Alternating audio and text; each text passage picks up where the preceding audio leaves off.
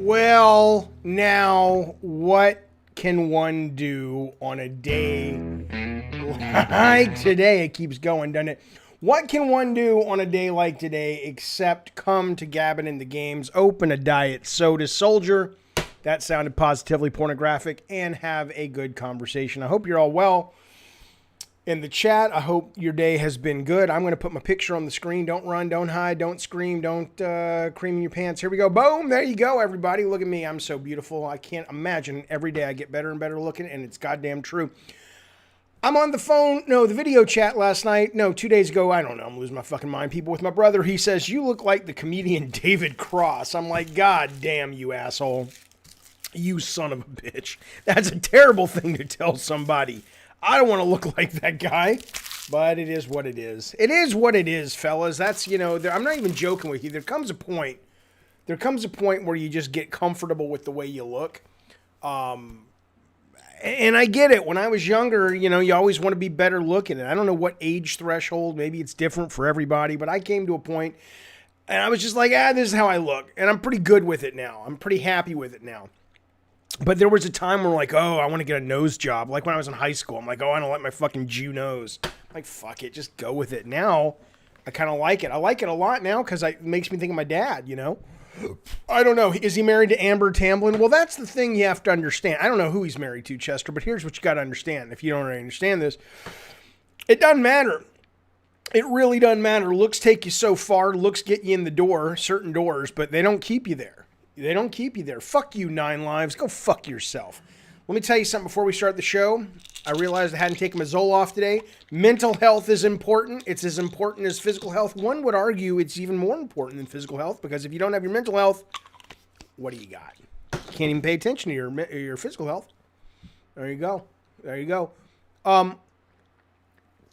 Z, yes, indeed. I did finish the God of War. I enjoyed it very much. I need to put a review up, but I haven't done that yet. But the long and the short of it is I thought it was fantastic. I adored it. Now, here we go. There's the Zoloft started kicking in. Can you imagine if a psychotrope, not psychotrope, it's like a drug for your brain would kick in that fast? One day we'll be there. One day we'll be able to sort of look at someone's serotonin levels literally and measure them in a quick way and go, oh, you're a little low. It's like an oil change. You need a little more serotonin here, pal. You need a little more dopamine drip. You know what I mean? So I want to talk about, I want to give you guys a heads up first. Then I want to talk about the state of AAA video games and what it means and all that good stuff. We're going to get into video game news in just a second. Let me give you a heads up. Next week, I want to say it is Thursday or Tuesday, Capcom is doing it's January 21st. They're doing a Resident Evil showcase stream at, I think, 9 a.m. maybe, something like that. But we're going to be live streaming that. So if you want to watch it with your old Papa Jaffe, I will be doing that RE showcase. Obviously, they're going to give away, they're saying there's going to be a guided tour of Resident Evil Village, a new trailer, first ever gameplay, and a bunch of news that's probably going to cover the Netflix show and a number of other things that they're doing. So that will be live. And then the other thing I want to tell you is that tomorrow night we are doing game night, members only seating. Everybody can come and play, but members get first seating. We're going to be doing a little bit of Warzone at the beginning, and then we're going to roll very quickly into Wreckfest, which is still on sale on PlayStation. Warzone, of course, is multi-plat. Platform, but Wreckfest is only able to be linked if you have a PS4, PS5. So it's a great goddamn game. Hope to see you there on the live stream. That's tomorrow night. I think we're going to start around 6, but I'll let you know tomorrow. And then this weekend, I don't have a time yet. We're doing our movie double feature. So that's what's happening. There you go. Blah, blah, blah, blah, blah. Okay. What is my favorite Resident Evil game? Says Jaffe. Boy, I'll tell you, I like a lot of them. I would be... Now, listen, I understand the Resident Evil faithful do not love RE7 for some stupid reason. I adored RE7. But to me, it would be between RE7 and Resident Evil 2 Remake would be the two Resident Evils that I adore the most. But I am very much looking forward to, I guess, what they're calling Village, which is 8. I like werewolves. They showed this kind of weird vampire lady today. Did you guys see the trailer for this tease? Would you like to? I'm gonna offer that up. Let me show you the Resident Evil trailer. It's only 30 seconds long, but this is what we're going to be watching on the live stream come next week. Check this out real quick, and then we'll talk about it. Hey everyone, don't miss your chance to be among the first to react to a new trailer and gameplay walkthrough for Resident Evil Village and more news related to the Resident Evil franchise. I cannot wait, and I will see you soon. You know, that's it. There's not much to it. Excuse me. But that's next week. We're going to be watching that together. I'm very much looking forward to that game a lot, man. It looks cool. I love the setting. I love all of the werewolves and shit like that. I am in. I am totally in. Hello, V Infuso. How are you? We are just doing a stream. What's up, buddy? How is life? Oh, look, everyone. Bacon Magma has showed up. Can't you smell? He says, Jaffe, how do you think Shuei Yoshida feels after you said you prefer Xbox Series X over PS5? Do you think he feels betrayed or disappointed? I don't think the man gives a fuck about what I think about the Xbox or the PlayStation. I will tell you, though, that it has been such a delight of just cringe reading to see comments. I put a video, if you don't know what our buddy Bacon Magma is talking about, I put a video up in the YouTube about how I am loving the Xbox Series X and how my PlayStation 5 is pretty much collecting dust other than when we do the game nights. And I played the shit out of Demon's Souls. I will be going back to Demon's Souls. I cannot wait to play Ratchet and Clank. I'm not like hating on the PlayStation 5, but the third party stuff and the indie stuff and the Game Pass stuff mixed with Quick Resume has been enough to just absolutely make that my go-to system right now. Will that stay? I think it's going to be very much like it was in GameCube days for me personally. Your mileage will vary, of course, which is to say that I will go to my PS5 when there's an exclusive, and all my other gaming is going to be on Xbox Series X and PC. But we'll see. That's not... I've heard people say that, DX Pones. He says, have you tried the activity cards on PS5? That function is like quick resume. It's really not. I know what you mean, and yes, I made a video about that as well. I love the activity cards on PS5. If you don't know what he's talking about, whenever you sort of pause the game or hit the PS button, whatever your game is playing has a series of... They call them cards, and they let you jump around the individual game you're playing and say, hey, there's 3% left of this level in, Sackboy Big Adventure. Would you like to just, you hit a button, you play. It doesn't only load up the game, it takes you there. It's pretty fucking quick. And it puts you right where you need to be to solve that particular trophy or that particular percentage of the game. It's absolutely wonderful. I love that about the PS5. It's not as fast and it's not as varied as Quick Resume. Quick Resume, I'm literally having 5 games up. Right now I have Fallen Order, I have Doom Eternal, which I'm loving. It's a lot harder than I hoped it would be. I've got a couple other games up. I don't know what I got up. And I'm just popping back. I got Hot Shot Racing. I'm popping back and forth between them, and it's absolutely fantastic when you mix it with Game Pass. So I made a video about this, and yeah, as 9Live says, I upset a lot of fanboys. It's ridiculous, man. I'm not going to get into my fanboys are stupid rant. I have another rant about gamers coming up in a little bit about NeoGAF and something I saw in NeoGAF today. But I will just say that I am surprised that I remain stunned when I see these people care. There were literally people in my comment section trying to convince me that I was wrong. And I'm like, dude, it's a subjective opinion. Why do you care? And I know why they care. They care probably because they can only afford one, and they want people in the world to justify and to attaboy their purchases so they feel like they made a right decision and they feel like they are in the cool club. And I understand that if you're a child. Once you become a grown-ass adult, it starts to get super fucking cringy, super fucking quick. So I don't get it. I don't understand it. Hello, Connor. Good to see you, sir. I have not been down to UPS yet. I have not left the house in 4 days. I will be going down there, though. Absolutely. So anyway, I want to talk briefly. Here's a game that doesn't use Quick Resume, which is frustrating. And I just want to talk about this briefly. Last night, this game dropped, Scott Pilgrim versus the World. This is the game that has been the poster child for a number of, digital games are terrible. We have to preserve games. And look at what happened to Scott Pilgrim. We'll never get it back. Well, you got it back. And I bought it sight unseen because I'm like, well, this game must be amazing because this is sort of, like I said, the poster child for like, this is what happens when we let things go digital, Jaffe. We lose gems like Scott Pilgrim. Really?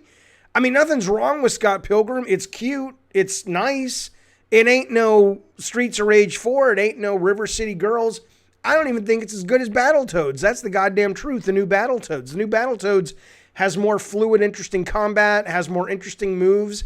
This is just kind of like, it's got a great aesthetic to it. But I'm like, this is what you guys were going to war over? This fucking thing? Are you out of your goddamn mind? But that's what they were going to war over. It's available now if you want it for $15. I'll tell you what, if I could give it away or sell it back, I would. Now, let me tell you something. The guy who is now, I think, either he just became the new CEO of GameStop or he is on the list to become the new CEO of GameStop. He is saying to these GameStop folks, he says, look, I want to start running this company. I want you guys to be much more focused on internet sales. I want to shut down all the GameStops that are underperforming, and I really want us to pivot to become an internet company. And he comes from dog food. I think he comes from an internet dog food, empire where they sell fucking dog food over the internet and they've made tons of money. But it is interesting. It gets you thinking that, there is room out there for a great digital video game retailer. I don't know what is possible because of legal issues, but it did get me thinking of like, what would the ultimate GameStop be? Like if I could run GameStop and I could do exactly what I wanted, I was like, I would love to do digital trade-ins. I would love to be able to buy a $14.99 game and then go, you know what? I didn't like it, or I liked it and I finished it. I'm going to sell it back, which doesn't make any sense because you're not selling anything back. But I think gamers would like to do it. You make a little bit of money. Half of it goes back to the creators of the game, the publisher. Half of it goes to the GameStop. That would be one thing I would do. I would love to do things where you can do a lot more trials, where you can, if you sign up for their, rewards program, you get like, I don't know, 10 hours a month that you can play whatever you want for free as like a sample. There's just a lot more stuff I think you could do in a digital space that you could make a name for yourself and actually begin to compete with Amazon. But I don't know if that's the plan. I don't know what his vision is, if it's that interesting or if it's just, no, I just want to go digital because it's cheaper. I have no idea. You may score Scott Pilgrim off limited run tomorrow, says Classic Krusty. Well, that's great, sir. I mean, if you liked it, have you played the old school Classic Krusty, old school Scott Pilgrim, and you liked it and you're like, no, I really want it? I mean, I absolutely agree that the physical edition of Scott Pilgrim that, what are they called? Limited Run are putting out. I think that's what they're called. Is amazing. There's all kinds of cool little shit that comes with it, and that's really cool. But the game itself that is carrying it is just kind of like, it's just okay. I have not finished Demon's Souls yet, Carter, but I am going to be going back and finishing it. Right now, I am really having too much fun playing through Fallen Order again with the 60 frame update, and I'm really loving Doom Eternal, but again, I'm surprised that it is too... it's pretty fucking hard. I didn't realize, like, right from the get-go, it was going to be super challenging. But I will be going back to Demon's Souls because I absolutely loved it. Now, I need some education. I don't have an answer to this. I don't understand what's going on. I have some theories. I want to talk about the state of the AAA video game market with you motherfuckers.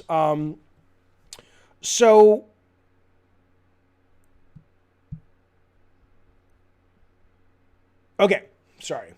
I was reading the chat. J-Song says, I feel like it should be less GameStops, but bigger GameStops. When I went to pick up my X the other day, my Series X, not my ex-wife, I was surprised because I had to go into a GameStop, and that had been the first time I had been in a GameStop in probably 2 years. And that, I don't know if that GameStop got their shit together because the one by me closed down, or it was always great, but that was a really good GameStop. I mean, they have a lot more cool stuff now, a lot more toys, a lot more gadgets. The store looked a lot nicer. So, I mean, that's pretty good. That's pretty good compared to the GameStops I'm used to. But anyhow, all right, so look, this is what I'm curious about because it paints this picture that I think you saw permeate through certain news stories yesterday. One of the things I'm sure you saw is the state, let me zoom in on this if you can't see it, the state of sales in Japan. Now, this is fascinating. Nintendo Switch, this was from the second week of 2021, so this was last week. Nintendo Switch is 168,000. The PlayStation 5 was 11,000. That was the number 2 console, was the PS5, which basically sold 157,000 units less than the Switch. The Xbox sold literally 109 units. If you look at the top 10, it is all Nintendo Switch. Now, it's not as dire for Sony or Xbox in America. If you look at the PS5 charts and if you look at the overall charts, it is still dominated, of course, by Switch in America. And so what I wonder very much about is, first off, it's really hard to tell what's going on at the moment. I made a video 6 months ago and I said, look, you're not going to know until February or March. You're not really going to know until the supply chain gets unclogged what is actually happening in terms of demand for these new consoles. Because even though PlayStation 5 only sold 11,000, my understanding is it's still sold out in every store. So would that 11,000 be closer to 200,000 if they had enough units? Or is this indicative of the fact that, no one's interested in these big consoles in Japan, and you're starting to kind of see more and more of that in other countries as well?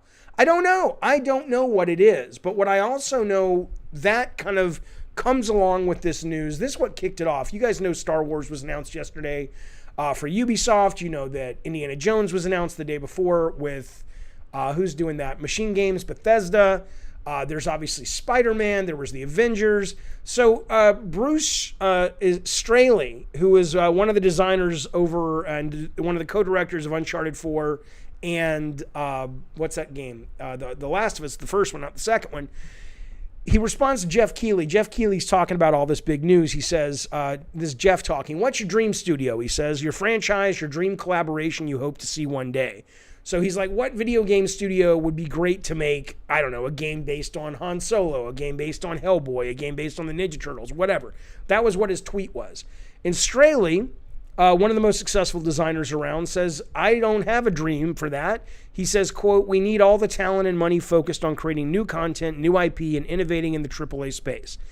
And then that sort of gets picked up in an article by Kotaku, which I thought was an editorial, actually. I thought it was pretty observant. The headline is, Big Game Publishers Are Retreating into the Safety of Hollywood's Back Catalog.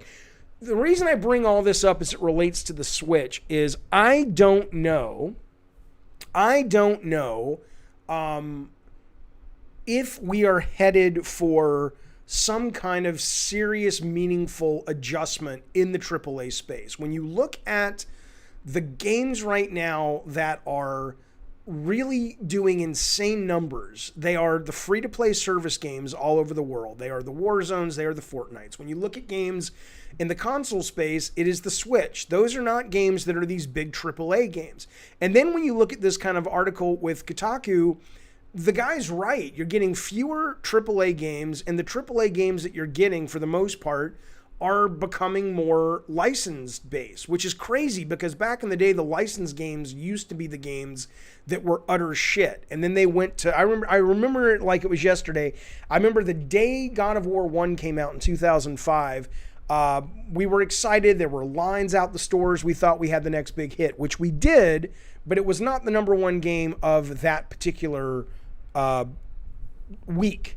The number one game of that particular week was the Fantastic Four movie game from Activision, which is a dog. It's a piece of shit. It's an awful fucking game. And I love licensed games like that. And I couldn't stomach the goddamn thing. But that trounced us in sales.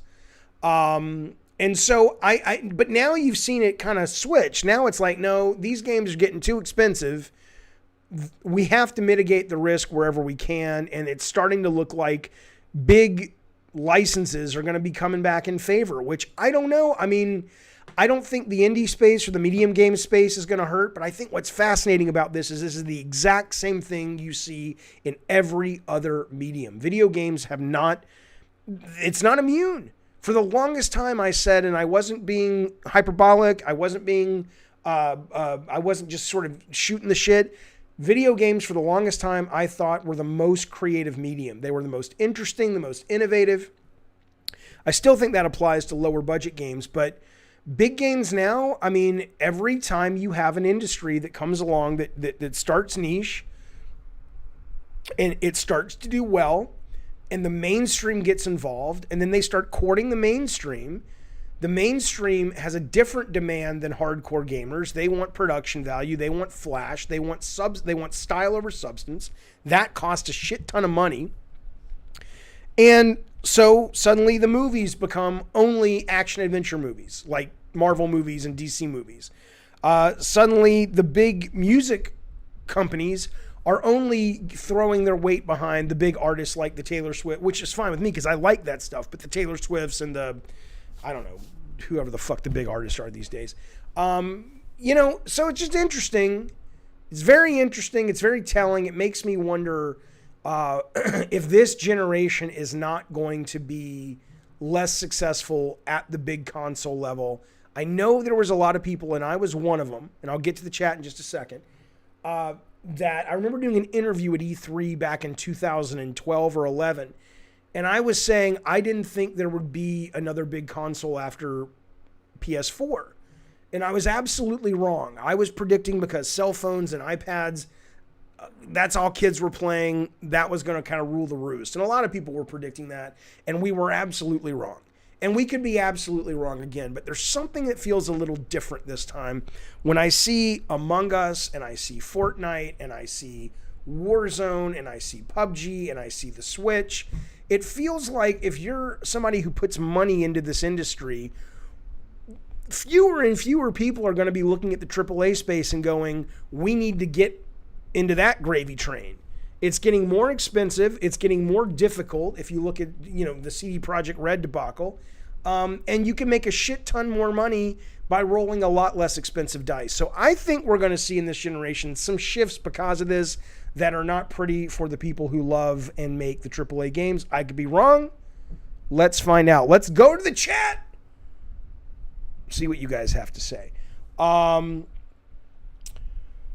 lot of games are getting too boring, in my opinion, says Dave. Well, again, this is kind of the problem. That was good Sir Dave Carter.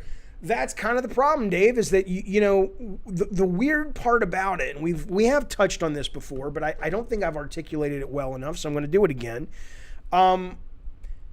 In other industries, in other artistic creative mediums, the hardcore embrace the indie scene. Like the people that really love music, poo-poo Taylor Swift. They poo-poo even like Jay-Z. They poo-poo, again, I don't know music anymore. They, the big stars. People who are really into movies, they would rather watch Truffaut or they would rather watch even Christopher Nolan than watch an MCU movie. Video games is the only medium I can think of where the people who claim to be the hardcore lovers of games actually mock the games that are the most interesting and innovative and diverse because they can afford to be, and they embrace the games that get similar and more samey every year because the budgets continue to go through the roof. I don't understand it. I don't, it doesn't, unless the hardcore are hardcore and they say they love games, but what they really love is the production value and the graphics. And so when they say games, what I hear is gameplay, video games, all that stuff. And what they think of when they say games is, no, we mean we just like our HDR TVs and the amazing visuals and graphics, the gameplay, whatever. We don't really care about that. As long as it's good enough, we're fine. I'm not sure. Fire says that's not true. Hardcore buy mini indies. Well, okay.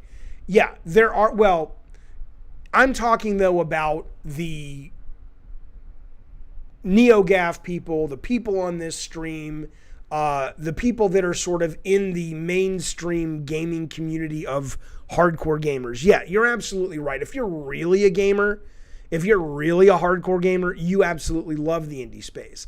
But let me ask you this. Who was that who said that? Fire, Drowned by Fire. You know the kind of people I'm talking about, though. Would you not categorize them as hardcore? Like even Bacon Magma here. Bacon Magma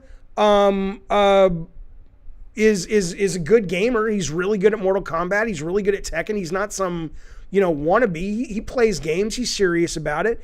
But that's the kind of gamer I'm talking about. And Bacon Magma's not alone. He's not alone in this sense that it's all about the visuals. It's all about production value. It's all about the flash. And the indie games are stupid and silly, and why are you playing that shit? How many times have you seen PlayStation Plus come out with a group of games and everybody on the internet is lamenting, oh, one of these stupid fucking indie things? I mean, it could be Rogue Legacy, one of the best games of the last 10 years, and they would still say, who the fuck wants this shit? Give me something AAA with fucking polish and all that shit.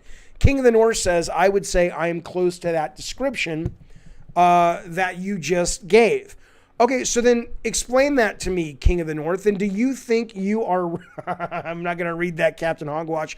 Explain that to me. Do you think, King of the North, that you are a hardcore gamer then, or do you think you just like the flash and shit, and and you are more like, you're more of like a production value porn gamer. You're not really, and I don't mean that disrespectfully. There's nothing wrong with loving that Flash, but maybe it's just a semantics issue. Maybe it's a definition issue. Nine Lives says Game Pass has me playing more indies. Oh, for goddamn sure, Nine Lives. I agree. I think it's one of the great things about it. Magic Circle says, I think the trouble is there's an attempt to overgeneralize a given society image. I find it narrow. Well, okay. You can find it narrow, but the fact of the matter is it's accurate. I'm not saying you don't have shades of gray. I'm not saying that there aren't, people within that. For example, I love a great indie movie, but if I had to choose, I would rather see an MCU movie. But a great indie movie kicks the shit out of every MCU movie ever made for the most part if it's a brilliant indie movie. I would say I'm kind of in a shade of gray. But you have to agree that there are gamer types that tend to only gravitate towards the AAA, and they mock everything else, and they call them not games, and they're very vocal. And I think they're in danger of having fewer things to play because of all of these changes that are happening. Troy's Filming says, I just picked up Hades, which is a super, indie game, whatever that means, but, lower budget comparatively speaking. It's so good, he says, and has been growing on me ever since. It's a great game, absolutely. If you were approached to make a Star Wars game, what would you do with the property? I'm so sorry I read that, Matthew. I'm not going to answer that right now. I'll answer that later. That has nothing to do with what we're talking about. But I will absolutely answer that if you want to ask me later when we come to a point in the show where it's whatever QA. I want to see more AA games, says Adnan. Decent production value with focus on adventurous game design. I do too. And we do see that, to be fair. And maybe I'm just kind of annoyed by it because whenever I promote something like Game Pass or I promote something like Luna, I just get shit on. And I'm like, guys, this is where people are taking chances on things. They're taking chances here. Oh, it's not fucking AAA. I don't get it. Hardcore enough to appreciate indies, says King, and be in tune with what's happening in the industry, but 90% of the games I play and like are AAA. So you appreciate the indies. Can you tell me why you don't play the indies? Like, what is it that you're aware of them, you appreciate them, but you choose not to play them? Bonzo says, how many people out there are like me and actually play games from every genre? Probably not too many. I'm sure that's true. I mean, I don't think there's a genre I haven't played, but I don't tend to play sports games, certainly not simulation sports games. I don't like simulation racing games. So there's definitely, I would say my genre tastes are probably mainstream with the exception of kind of like turn-based strategy games. Gnome Wizard is absolutely right. Each year it seems the AAA space has been taking less and less risks. I don't care if a game is only 6 to 8 hours. It's fun and creative. That's what I want. Well, I don't know if you guys watched the stream yesterday where a bunch of us, 3 of us, I guess, because that's all they had, played the 4-hour campaign of Gears of War Hivebusters. And that, yeah, man, I mean, look, it wasn't game of the year. It wasn't even in the top 20 games I played this year. But it was a good fun adventure. We finished it in 4 hours. I'd play it again. Like if somebody said, hey, you want to play? Fuck yeah, I'll play it again. Absolutely. It looked really good. It didn't look as good as Last of Us Part 2, but it was still pretty dang appealing. And so, yeah, I'd love to see more stuff like that. And I think we're going to see more stuff like that.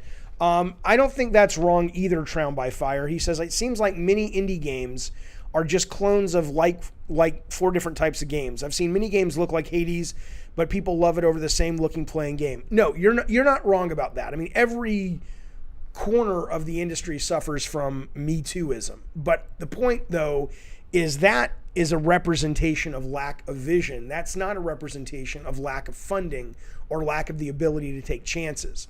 So, you still have to, buyer beware, and you have to sort of separate the wheat from the chaff, as they say back in the Old South. I don't know why they say it. I guess they do. It's really more the Midwest, in order to find the good indies. But they're absolutely out there. What separates a AAA from a normal? AAA basically just means these days one of the big games that has been published by And it really deals with budget, but it's usually like a first party game or one of the big three or four publishers of third party games, Ubisoft, Capcom, whatever. Like, I don't think Sega makes AAA games anymore, at least not what Americans would consider AAA games. But Capcom, Ubisoft, EA, and there's like 2 or 3 more, and then you throw in the Microsoft and Sony. I don't even think Nintendo. They make quadruple A quality games, but in terms of what a lot of people think of as AAA, I don't think Nintendo either makes those either. What separates AAA and single is quality. Well, no, it's really not, Bacon Magma. I mean, that's a stupid opinion. But that's what I'm pushing back against. I don't mean you're stupid. I mean your opinion is stupid, just so we're clear. That's a ridiculous concept. So you're telling me that Hades, which anybody who's played it for the most part would suggest that game is quality, that's AAA. I guarantee you, Bacon Magma, you would not suggest that game is AAA. Gnome Wizard, me as well. Most of my favorite games last year were indie games.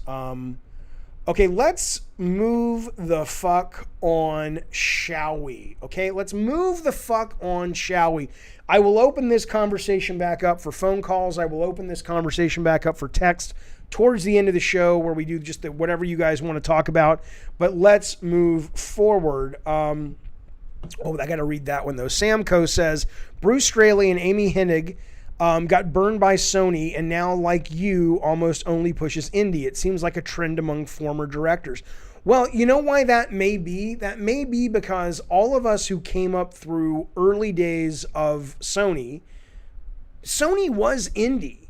I know it's hard to imagine Sony being indie, but if you look at the games Sony published while we were there, and we were, definitely the big names there, they were publishing really quirky, weird shit, and they let you try all kinds of crazy shit. And sometimes it worked, like God of War and Twisted Metal and Uncharted, and sometimes it didn't, like Drawn to Death and Calling All Cars. So I think a lot of the people who have left Sony from that time, that's what we came up learning as that is game design. That is the creative process. I don't imagine somebody coming into Sony today would feel, would leave Sony with an expectation of that level of freedom. I was always kind of worried. People always said, well, why did you stay at Sony so long? I was always worried to go anywhere else because the level of creative freedom at Sony was so great. I didn't want to risk that, even if the paycheck was bigger somewhere else. I remember the first time I felt it, I got an offer from Sega. This was back right after Mickey Mania or something. And they said, come design this. It came out, it was called Fahrenheit. It was a Sega CD firefighter full motion video game. And they said, here, we'll give you $60,000 to come do it for like 2 months of work. And this was back in 96, or no, this was back in 94. And I was, 22, and I was out of college and I had tons of debt, and I was like, fuck, $60,000 for 2 months. And I almost took it, but I was just like, I get so much freedom at Sony. I have this crazy car combat game I want to do. I have this action game I want to do. I'm going to fucking stay put. So that is why I think, to your point, Amy and Bruce and me, a lot of people who kind of came up and made our names in that generation, we have a very different perspective about what, games are. Bruce a little on the tail end because he was there for Uncharted 4 and Last of Us 1.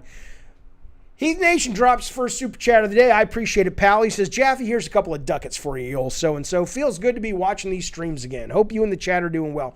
We are doing well, sir. How are you doing? How's the wrestling career going these days? Oh, I know you're not saying she's bad. I'm just saying that probably accounts for it. Heath Nation, thank you very much, man. I appreciate that. Glad to have you back in the audience. Where's the best place, says Kuristafa, to find a job for up-and-coming directors? Are you saying you want to be not you necessarily, but are you saying you are going, if you want to be a director, where do you find a job? Or are you saying you're hiring game directors, so where do you look for game directors? I'm not sure I understand your question.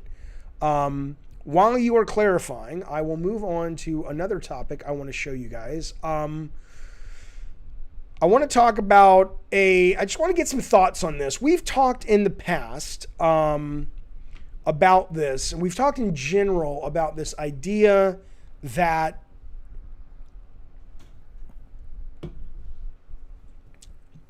about the idea that, well, thank you, Rotten Tanaku. He says, Jaffe 2021 drops super chat and he has a little emoticon of a little guy going, I appreciate that, Rotten Tanaku. Good. Hey, who drew that picture back behind me there of old Sweet Tooth as a Cabbage Patch Kid? Not a Cabbage Patch Kid, a Garbage Pail Kid. That's Rotten Tanaku. No, that's not Rotten Tanaku. Rotten Tanaku did, God damn it. Didn't you do that? You did that. Didn't you? God damn it. There's like 6 artists that send me stuff and I appreciate all of them. And I'm starting to get the names mixed up. I apologize about that. Okay, let me come back to this story because I'm getting, but thank you, Rotten. Thank you so much. And thank you, Heath. Christoph is clarifying. He says, yes, I want to be a game director. I want to direct a game to start proving I can be a good game director. Got it. Okay. That's pretty easy at this point. It wasn't easy back in the day. It's easy as fuck now. And that is, here's what you do. Make a game. And I'm not being silly. I'm not being goofy. Literally, there's so many ways to make games today. I made a whole video on this, Christoph. I can link it to you if you want later. It's not easier said than done. I mean, it's easier said than done in that, yes, it's hard, but if you're not looking for hard, you don't need to be being a goddamn game director. But if you want to make your own games, go make some games. Make them in your off time. Make them on the weekends. There's tons of engines that are either real fucking engines that you can learn that aren't that hard, especially if you're going to be good enough to be a game director, like Unity and Unreal. I mean, you don't need to be coding if you don't want to, but you can be setting shit up and cameras and pulling stuff off the asset stores, all the way to things like Dreams, Game Salad, Game Maker. There's a thing called Core Engine, which just lets you build multiplayer maps with zero effort. It's incredibly easy. It's the easiest thing I've ever seen of taking your creativity and going right to the game. And so you do that stuff. You do that stuff and you build an audience, you build people who like your stuff, and then you go out, either you start to sell it and you make your own shit and you open your own company, or you use that to build a portfolio and then you go out to an actual game company that you want to work at that makes the kind of games that you've been making and say, hey, I would like to come work here, either as a designer and work my way up to a director, or I'd like to be a director. I mean, it's very simple at this point in terms of the path. It's not simple to do it, but it's absolutely simple in terms of what you need to do. Right, BioSchlock says you just need to do it at this point. Zach says, Jaffe, will you ever make another game? I don't know. I don't know. I had an interesting conversation the other day with a game development company, and the one kind of thing I want to make, they're like, oh, we could do something like that. But I'm having too much fun doing this right now, so we'll have to see. Yeah, exactly. Katana Zero, Hotline Miami were made on Game Maker. A bunch of things were made on Game Maker. So look, let's move on.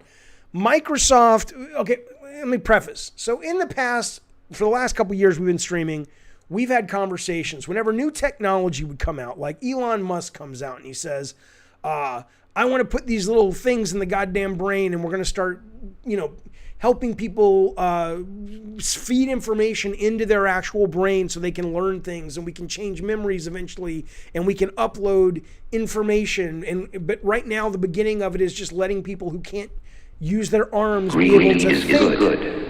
Greed is right. Greed works. That is sad and true. I will get to that super chat in just a moment. And people were like, I would never let Elon Musk do that. I remember the first time I ever saw this fear of technology was when I was 10 or 11 and they came out with the very first ATMs. That's how old I am. Go fuck yourself. And it was like, what do you mean you don't have to go into the bank to get your money?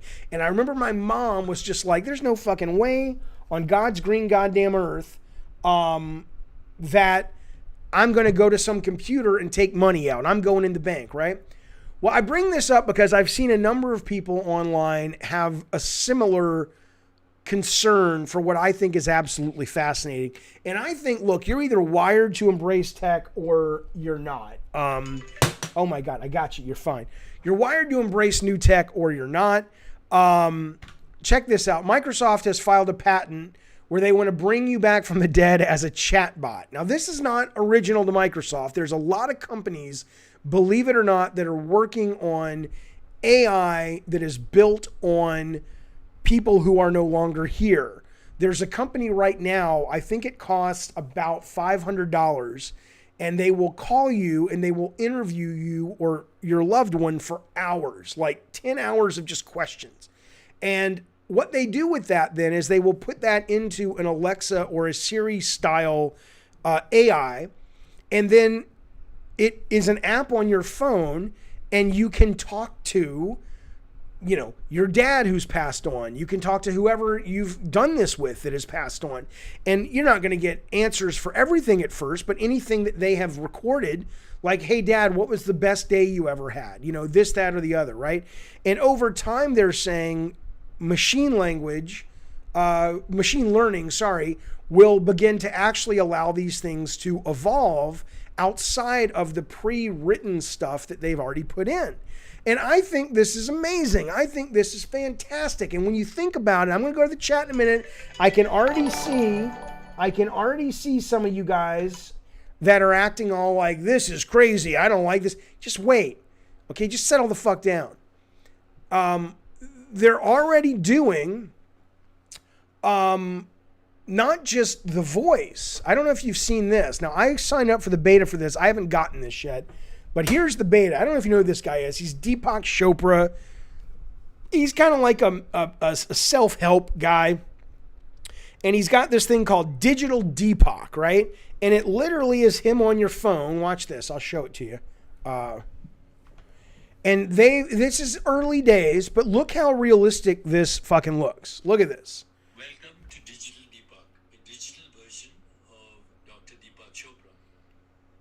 You're officially on the wait list. We'll be in touch with you very soon. Right, and then you can come to the website and they'll show you more of what it can do. Hello, I'm Digital Deepak, your direct connection to personalized guidance. Okay, so the idea would be that eventually these are going to look better and better. They'll be in VR. They'll be built around the AI. And again, this is Microsoft. This is not some fringe Kickstarter. Microsoft has filed a patent which raises the intriguing possibility of digitally reincarnating people as a chatbot. Instead of using the conventional method of training chatbots using conversations and material. Bye, Bubba. You're going to go walk? Okay. Instead of using the conventional method of training chatbots using conversations and material from a wide sample of users, their patent raises the possibility of creating a chatbot from the output of a specific person. They use social data, images, voice data. So think about this. How many hours of streams do I have up? When I die, even if I haven't gone to one of these companies, by that time, my kids could go and basically say, you know, hey, can you put this in your computer, pal, and give us a digital version of our dad? I think that's amazing. And I don't understand, you know, I'm not going to go searching for it unless I can find it real quick. Hang on, is this it? Yeah, this is I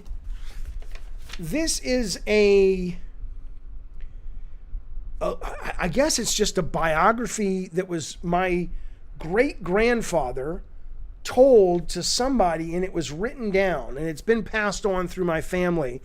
And it's basically about his life coming over from Lithuania and starting sort of the Jaffe clan in America, right?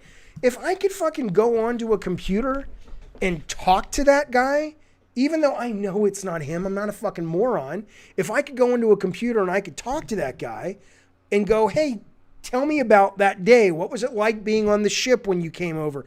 They're already doing this with Holocaust survivors. You may have seen that, where they have Holocaust survivors in 3D rooms where they photograph them from all angles, make a hologram of them, and then kids, not anybody really, but it's for students. You can go to this place and sit in an auditorium And this person who's long since died, there's still some left, obviously, and they're recording them as fast as they can. You can literally ask these people questions about what it was like to be in the concentration camps. It's absolutely fascinating.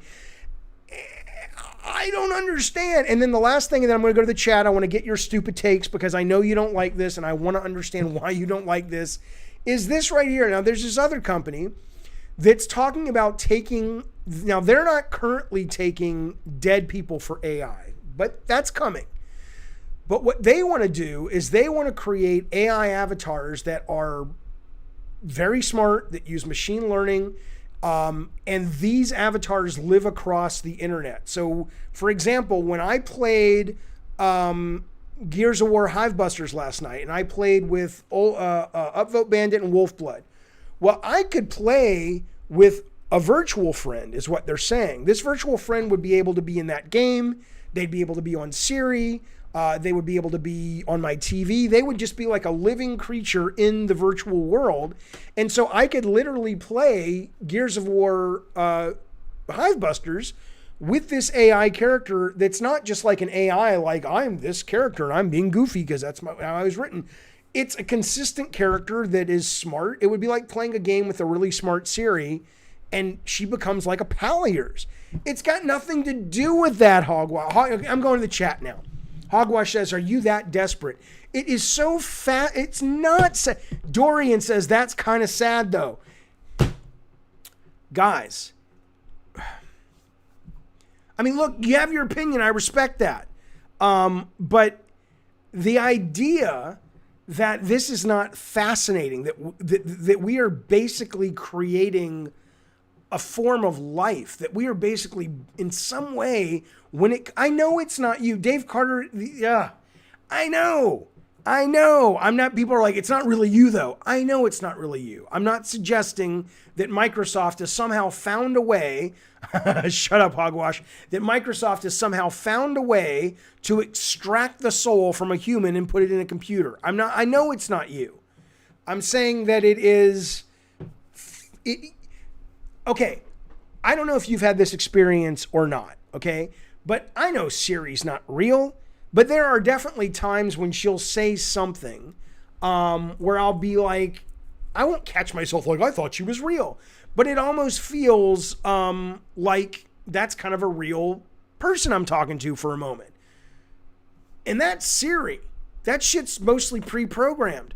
If I could basically have a conversation with my great-great-grandfather that I never met, and ask him about his life and ask him for advice, or with my dad or mom who have died, or with famous people. God damn, if I could download Abraham Lincoln on my phone. I mean, not, let's say it would be, in 100 years, it would be Barack Obama or somebody, and say, talk to me about the presidency. What was this? What was this? What was that? I just don't understand how you guys aren't absolutely fascinated. Some of you guys are. By Fire says yes, so it's like Jarvis. And Troy's Filming says, yeah, Jaffe, remember, people were scared of the ATM. You guys are just scared. You got to embrace this. Microsoft already tried this. It's called Tay AI, and they shut down the project because it became racist. I did hear that, but that doesn't mean the whole concept is racist. It means that particular experiment. Yeah, I know what you're talking about. There was a chatbot. And it basically eventually became racist. It used machine learning, and it kind of eventually started saying racist shit. Technology makes me sad, says Heath, when they do stuff like this. Heath, can you call in? Why are you sad about this? Why are you sad? Yes, exactly. Elle says, I found 2 minutes of footage of my past granddad from 12 years ago, and I shared it with my family. They were so thankful, like gaining a lost moment. Exactly.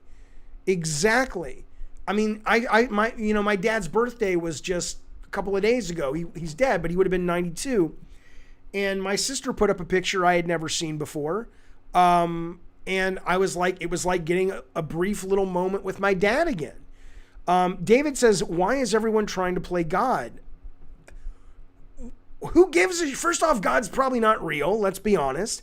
Second off, why would you not, why would you not create a virtual avatar of Hogwash. Oh God, Hogwash says you could get Hitler on your phone and ask him for advice. You are God. I'd say you're going to hell, but it's clear you already are. Pay attention to Jaffe ignoring the credible arguments. Scott, pay attention to Jaffe reading a very fast chat that's growing up. Why don't you call me like a real goddamn man instead of taking fucking swipes from the cheap seats, bitch? All right? Why don't you call me? And then we can, I'll be more than happy to talk to you about this. Or have a more interesting comment. I haven't seen your comment, motherfucker. Write it again. We need AI to run government. Well, some days I believe. Dorian says historical figures like Abe Lincoln would be cool. All that stuff is fascinating, but like having an AI friend is weird. Other than talking dead family members is cool. I only think an AI friend is weird until it's not friend. It's not weird. After my dad passed, says Christopher, me and my sister found the answering machine tape that had my granddad's message. It was a nice moment. Of course. Absolutely. Okay, well, if you want to call whoever that was just being a dick, Ethan, shut the fuck up. Ethan's like, can we talk about video games? First off, Ethan, this is video games. This is the future of video games, if you're not aware, pal. This is video games. We are in a goddamn video game, Ethan. But yes, we're going to get back to the normal news. Don't worry, pal. Ethan is the main character of Resident Evil 8. Okay, listen, though. Scott says they will alter people's personalities both to not offend the right people and further profitable agendas. Okay, then it won't work, though. It won't. Again, every time this shit comes up with a lot of people that are scared of technology, the idea that, it's going to be, people talk about Game Pass this way. It's like, it's like, if Game Pass does this, then it's going to lead to this. Okay. Then fuck Game Pass. But it hasn't done that yet. If this happens, and what you're saying, Scott, is absolutely right, and it leads to people taking people's personalities and changing them in order to make them more politically correct or whatever, and it's not representative of who they are, then people would walk away from it probably. Scott says Game Pass doesn't have a political aspect to it. It's not the point. The point is what you're suggesting is, or what I'm saying is, whenever technology gets brought up, there's always a knee jerk of people going, this is how it could go really bad.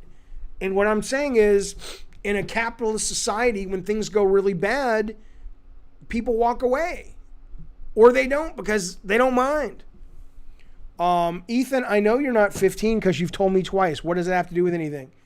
I have home movies of my parents. I do. AI dead people is just a representation of who people were and what they might do. Yeah, and no one thinks they're real. I get it. Okay, well, this topic obviously is something that, you guys just can't deal with. I'm just being a dick. Yes, we are machine learning AI. Yes. Okay. But I'm just saying it's fascinating. It's fascinating. Let me get to the super chats. Jesus Christ. All right. Drowned by Fire. Thank you for that big super chat of the day. It's very generous, sir. He says, In Bedroom to Billions, which if you don't know, is a documentary that came out into last year, that was all about, well, actually they've made a couple of them, but this was one about the PlayStation, rise of the PlayStation and the whole history of it. And I was interviewed for it. Drowned by Fire says it shows you, Jaffe, with Sony from day one helping program the PS1. It did not show me programming the PS1. I have absolutely not programmed since Apple II days in BASIC. How early were you with Sony? Were you the same as Kazunori Yamaguchi, meaning you helped build the PS1?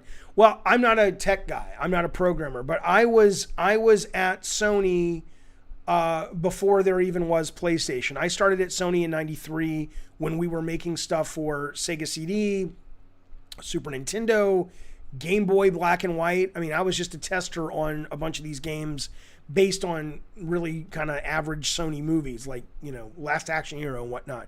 So it's possible, hello Sumo, it's possible what was happening at Sony at the time in Japan, they were already working on the PlayStation. I'm sure they were. But no, if you got the impression from that documentary that I was actually coding or I was actually working, my first taste of the PS1 was when that version of Sony, I don't know what division they weren't Sony ImageSoft, were going around America to all the publishers, including us, and saying, hey, we're trying to gather people together to make content for this thing that launches in 95. And they showed us a video that had the dinosaur and all that stuff. And it was like, wow, that's fucking awesome. Sumo says, do game directors code? Some of them are coders. Like I know Ken Levine. I don't know if Ken Levine does. I know like Sid Meier writes code. I want to say Todd Howard might have written code before. But I think John Romero writes code. Brenda Romero writes code. But I don't think at the level that most big games are these days, if you have a game director or lead designer, even if they were at the John Carmack level, which would be stupid not to have them coding, there's no time for them to code. The director job used to be a bit of a luxury. Like, wow, you have a game director. A game designer used to be a luxury. Now you've got game directors and you've got people who work with the game director to oversee individual directing parts of the game. So the idea that on the big games you would have a director coding is unheard of. But certainly on smaller games, yeah, I would imagine I know that's still the case on indie games and things like that, of course. Game designer is supposed to have the overall ability of game development, says Jay Songs. I don't know if I understand that. Are you suggesting that a game designer is supposed to be able to do all of the jobs of everyone on the team? Am I reading that right? Hello, Danny Mac. Danny Mick says, back in school, Jaffe, making time to watch a show. I love it. I appreciate that, Danny Mick. Where are you at? Where are you going to school, sir? Why did Shannon Studd still leave Sony? You'd have to ask her. I mean, I know certain reasons, but they're not mine to share. Okay. Let me get to this other super chat. This is from Jay Songs. He says, Jaffe, thank you for that, by the way. And again, thank you, Tround by Fire. Jaffe, what do you think about Sony China Hero Project games like Fist and Boundary? Well, I want to make sure I understand this. Let's look this up together. I have met Kutaragi a handful of times, Wolf. Yes. Sony China. I think I know what this is. This is them reaching out to China to find developers and giving them hardware and things like that so that they can actually start to contribute to the development process in China, where it has historically been kind of, hidden behind a lot of restrictions, and consoles have only begun recently to be able to be sold not on the black market, but, legally in China with a lot of restrictions. My understanding is in China, they actually have a number of people who buy hardware, like the Switch, for example, is very successful in China, but not the Switch from Nintendo, in the sense that they are kind of not bricked. They're kind of what do they call it when you take a phone and you fuck with it and you get rid of all the restrictions. Those are really popular in China, but the actual Nintendo Switch has only sold 1 million copies in China. So, but anyway, yeah, this is a game that Sony has jailbroken. That's right, Classic. This is a game that Sony has said we want to help support Chinese developers. And I don't know when this is coming out, but if you're looking at your screen, this is kind of one of the first ones to sort of come out from this endeavor. I want to say this might be playable in a demo form already. I've seen this somewhere, but I think it's cool. I think it's great. China is. I have a real problem with China because of what they're doing to a number of their population, and because of their human rights issues. But I don't have a problem with the Chinese people. And one of the things I find fascinating about when I started seeing these games is how similar and different, because we haven't really seen a lot of games, at least kind of console action games from China. We've seen a lot more like, free-to-play stuff. It's interesting to see what works at a universal level and what is very clearly their particular culture coming through. So, it's cool, man. I like it. I'm a fan, Jay Songs. The more people we can bring in to game creation, the more opportunities we have for really cool shit. But again, I guarantee you, going back to our original conversation about AAA, I don't think many people would look at this and say it's AAA simply because it is on a 2D plane. And a lot of people would choose to ignore this. But it looks, I don't know what the going rate for development is in China. This doesn't look incredibly cheap. I mean, it's certainly not a huge budget game. So I think it looks fun. I would give it a shot. Peter says I would play it for 2 minutes and put it down. I might if it's not fun. Oh, the Monkey King game, right? Well, the Monkey King game doesn't have funding yet, but or they're trying to get more funding. But that game looked amazing. Okay, can I ask my question about the dead people speaking through robots? If you want to call in at that point in the show, which is coming up, you can absolutely. But I want to roll into the new topics. But I would love to hear your take, Bacon Magma. I'm sure it'll be interesting, but let's move forward. I never did play Skull Monkeys. No, I've heard of it. I know what it is. Is Sony building a new studio behind the scenes? I'm sure they're building tons of new studios behind the scenes. I know of a few. What did you say it's called? Boundary? China gameplay. I guess this is another one that Sony is doing. From China. Oh yeah, this is Zero Gravity first-person shooter. This is very similar to what we were working on at Bartlett Jones, actually, on a collapsing space station. Is this another Chinese one that they're making? Yeah, this looks really fun. This looks really cool. Ours was never this far along, but we had zero gravity combat going in and out of giant robots that were floating in space and shit. It was very, very cool. Why is it not public knowledge who will direct the next God of War? I don't know. I really don't know that, Manhall. It's not my place to tell you any details. But clearly they're choosing to keep whatever information they have private until they want to make it public. I heard the sound team at Santa Monica is getting people from Naughty Dog and Rockstar. I saw that as well, Amon. One of the guys just announced the other day on Twitter that he was the sound guy. He worked on God of War, the new one, and he also worked on, I think, Last of Us for Naughty Dog, and I think now he's going to be a permanent addition to Sony Santa Monica. I didn't say, Zach, that Corey wasn't directing it. The guy's question was, why haven't they announced who the director is? And my answer is, I don't know why they haven't announced that. They haven't announced a lot of things about that game. All we know right now is that there's a new one being made. I don't even think it's called Ragnarok. I think Sony has said that. It's like, oh, we're not calling it Ragnarok. I could be wrong on that. But yeah, this game looks great. I'm a fan for sure.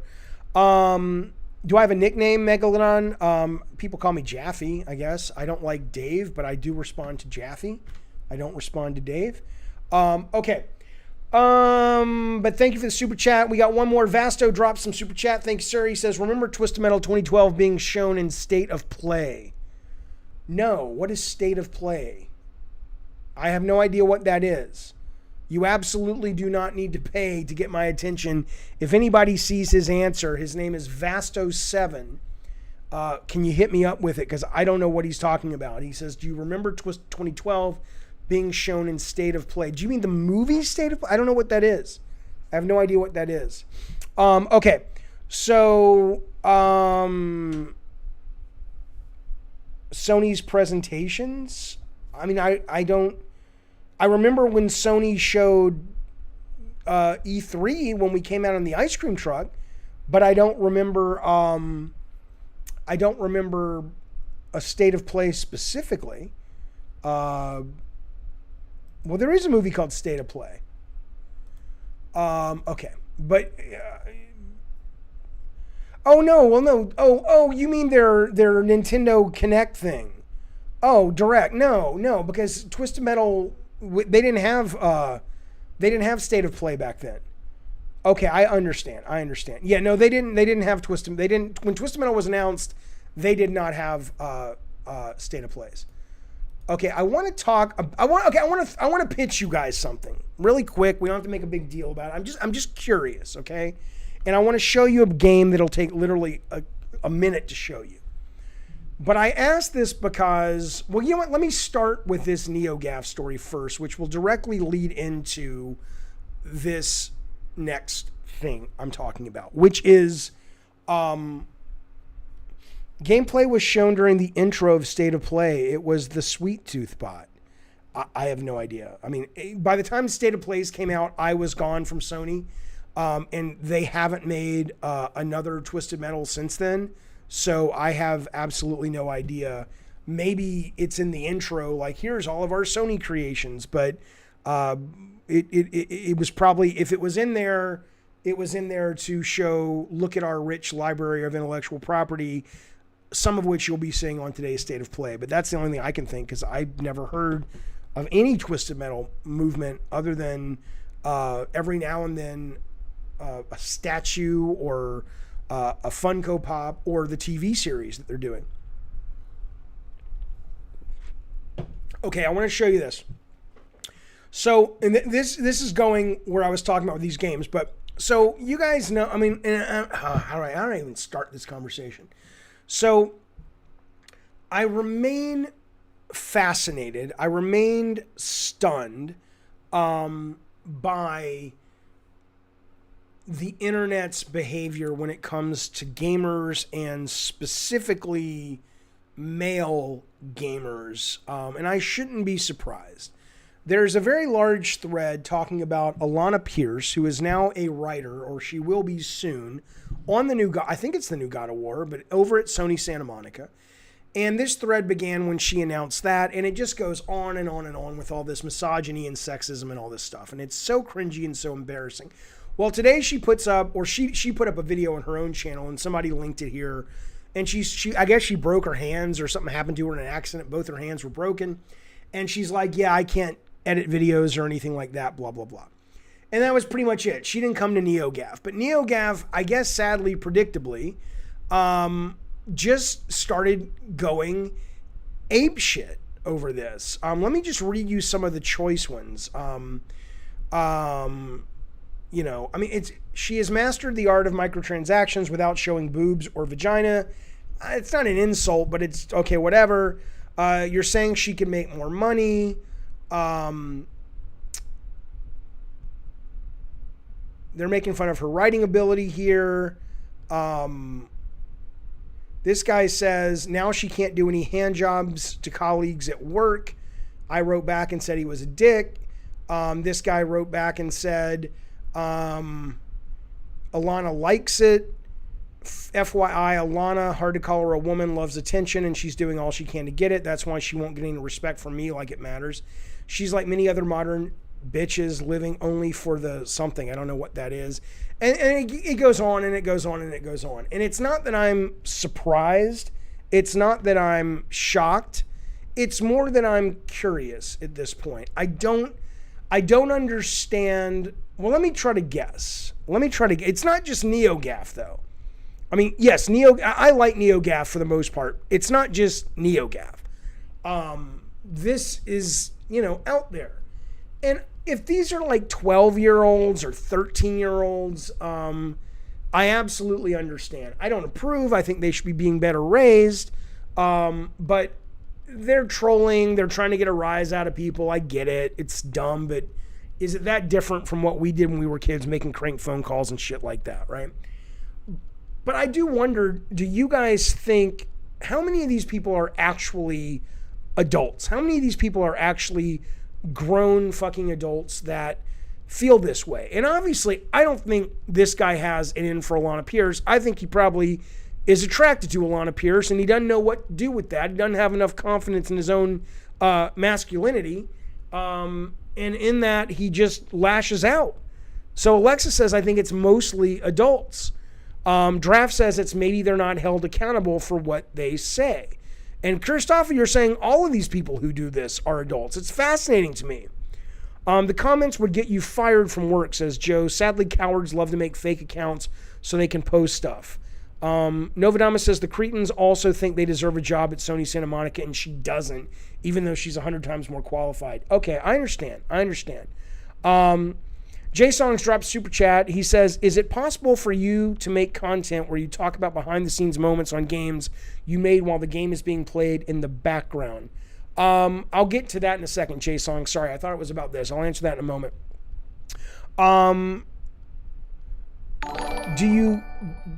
No, I don't. So a moral black who's just being a dick says, do you go look for bottom of the barrel stories? I go for stories that fascinate me, bitch. My job is not to entertain you. If you don't want to be here, go somewhere else, fucker. I go for things that entertain me. Okay? Here's what I could, well, you know what, I'll get back to you in a moment too. Let's get back to this. I have to get better at staying on topic. But the short of it, Dick, is that there's a million streams and websites that literally go to N4G or IGN, and they basically go, here are the top 3 stories. It doesn't matter if the people hosting the show give a fuck. I mean, I could tell you, here, I'm going to do it. I'll come back to the Alana Pierce thing because I have something to show you guys. But I just want to do this. I want to show you how obnoxious that shit would be. Let's see. Hey, did you know the Little Nightmares is available now on Steam? That's because it's coming out pretty soon, and the sequel's coming out. So they want to drum up business and sales. By the way, Horizon Forbidden West is coming out. There's a guy who's talking about what he thinks would make this the best game. Fuck you. You want to hear that? Go fucking read that on your own. Let's go to IGN. Let's see what they're doing. See what the fuck they're doing. Hey, let's talk about that crazy performance of the new 60 frames that just dropped on Xbox for Fallen Order. Did you know that Resident Evil Village gameplay reveals their first showcase? Fuck you. That's what I would say, sir. That's what I would say. Boring, awesome, you're a prick. Okay, yeah, you got my attention, you fucker. All right, anyway, look, let's go back, though. So, you can't even see what I was saying. Okay, anyway, sorry. So anyway, the bigger point on this, though, is, yeah, these are dicks, these are assholes, blah, blah, blah. Christoph, I'll bring you on. I already told you I was going to bring you on, but I'm not going to bring you on right now. I want to get through all the topics and the news, and then I'll bring people on at the tail end. You guys can talk about whatever you want to talk about.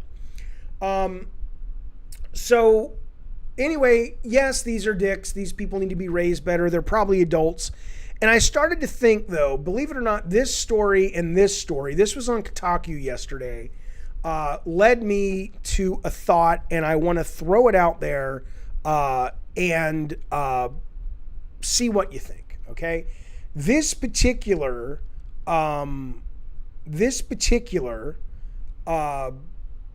issue could be solved with a theory. This is a game which is called Later Daters. It is a graphic novel dating sim about old people, believe it or not, in an old folks home, okay? And whatever. They say it's a pretty good game. It's interesting. It's different. I've never seen a game like this before. I'm not here to pitch you the game or anything like that. But what is really... Okay, so Amar says, elderly and sex. I am out, right? And that's, in a lot of ways, the point of the game. This was a game made by millennials, but they basically said, gamers are getting older. You're starting to get a lot more people of older age playing and younger. It's becoming just normalized, where it used to be just something that young people did. And they're like, there is a predisposition to think that old people don't have sex, that old people are not sexual, and that they don't have fun. And that was one of the reasons they wanted to make this game. Now, again, I'm not pitching you this game, although Zach Scott says old folks' homes are practically brothels from what I hear. Yeah, that's what I hear from reading this article as well. But what got me interested in this, though, was the idea of perspectives being able to be changed by video games, probably better than any other medium, right? I want to show you a game. I've talked about it before. This is the first game I have seen. And by the way, this is not what I'm going to pitch you. I want to pitch you something to do with these kinds of games. See, Ethan says that's disturbing. That's the whole point, though, is that it's really not disturbing. It's normal. It's healthy. It's good. But you have been conditioned by a media that tells you that youth is everything.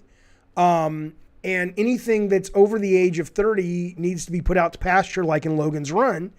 And that's why it's disturbing. And that's the whole point of this, which is you guys need to kind of maybe open your minds a little bit. Okay. So I'm going to show you this other thing that I saw. This is the first time I ever saw a video game that really made me think that games could do, you know, not more like it's better, but something different beyond entertain. That it could actually, games could actually change people's minds. Okay, this is a game you can get on the internet. It used to be in Flash. You can still download it for Windows. I've talked about it before, but I love it. It's brilliant. Let me see if I can show it to you. Okay, this is a game called September 12th. Let me make it a little bit bigger for you. It's a pretty old game, but again, this is the first time I ever saw a game sort of really educate on this stuff. And I just thought it was the coolest thing. So here you go. All it is you've got this eye in the sky missile launcher. You've got this like Middle Eastern town down below. We can tell because of the sand and the palm trees. And if you look really carefully, you can see these terrorists that are running around, right? And so you try to take out the terrorist with the launcher. So,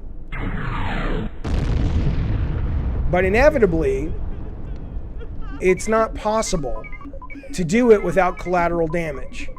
And so a lot of the people who were crying and sad ultimately become terrorists on their own because of the way America and the West goes about dealing with our problems in the Middle East, right? So it's basically a game you can't win, and that really is the point of it. All you do by doing what we do currently is create more terrorists, right? Greed works. And so here's the reason I bring this up as it relates to the old people's game, okay?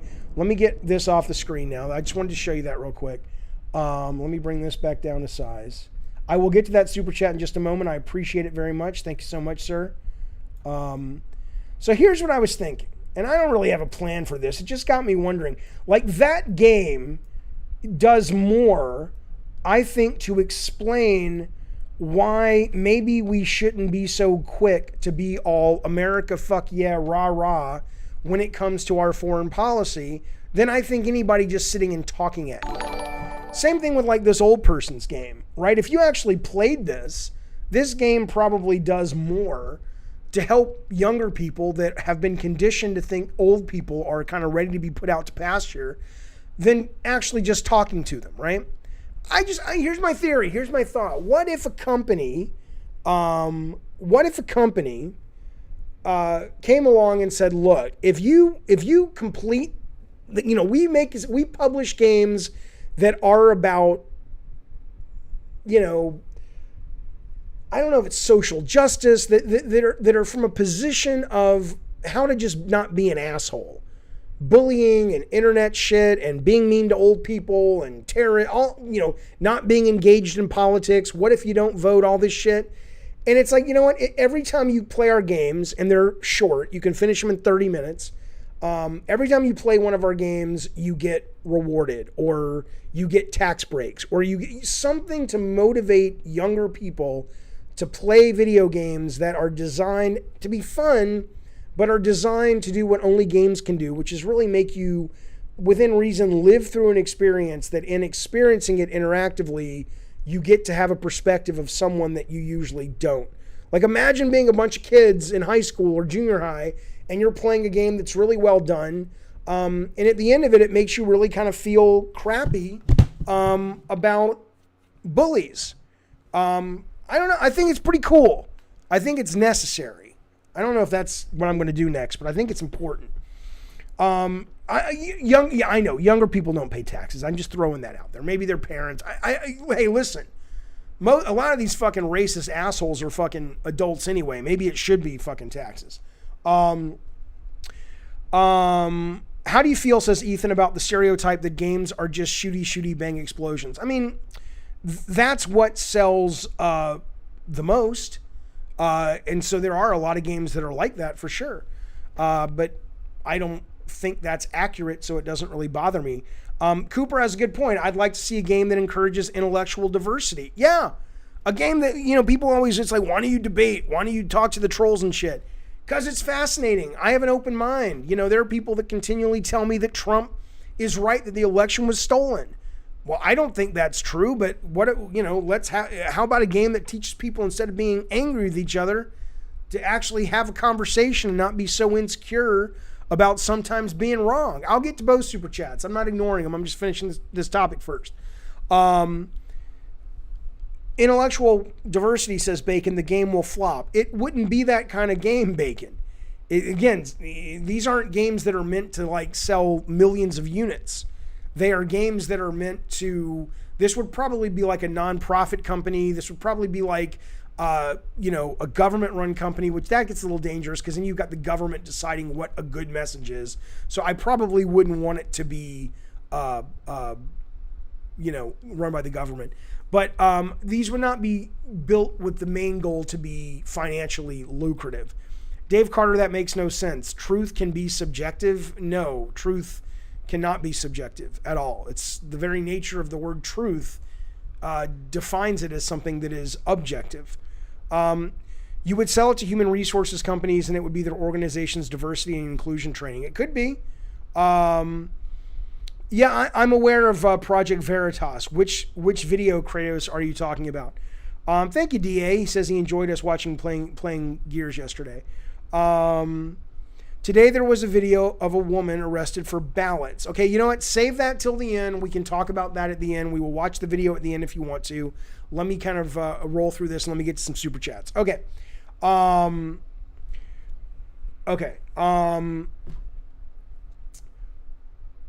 Well, you're saying it wouldn't work, Trown by Fire, but the games I just showed you they don't need to be made by Naughty Dog to work. I'm not late to the game. I'm not saying it's for internal training material for companies. That was somebody else. I made a game. If the game had a loot box with Viagra and estrogen cream in it, you're in. Okay, fine. Why do you want estrogen cream? Okay. Here we go. Shay drops super chat. Thank you, sir. He says, I was doing some research about internet trolls for a game I want to create in Dreams, where enemies are represented by actual trolls and the way to defeat them is using tactics like ignoring them. So it's kind of like a stealth game. I mean, I know you put a smiley face, you're kind of joking maybe, but I'm going to tell you something. This is kind of one of the reasons I rail against a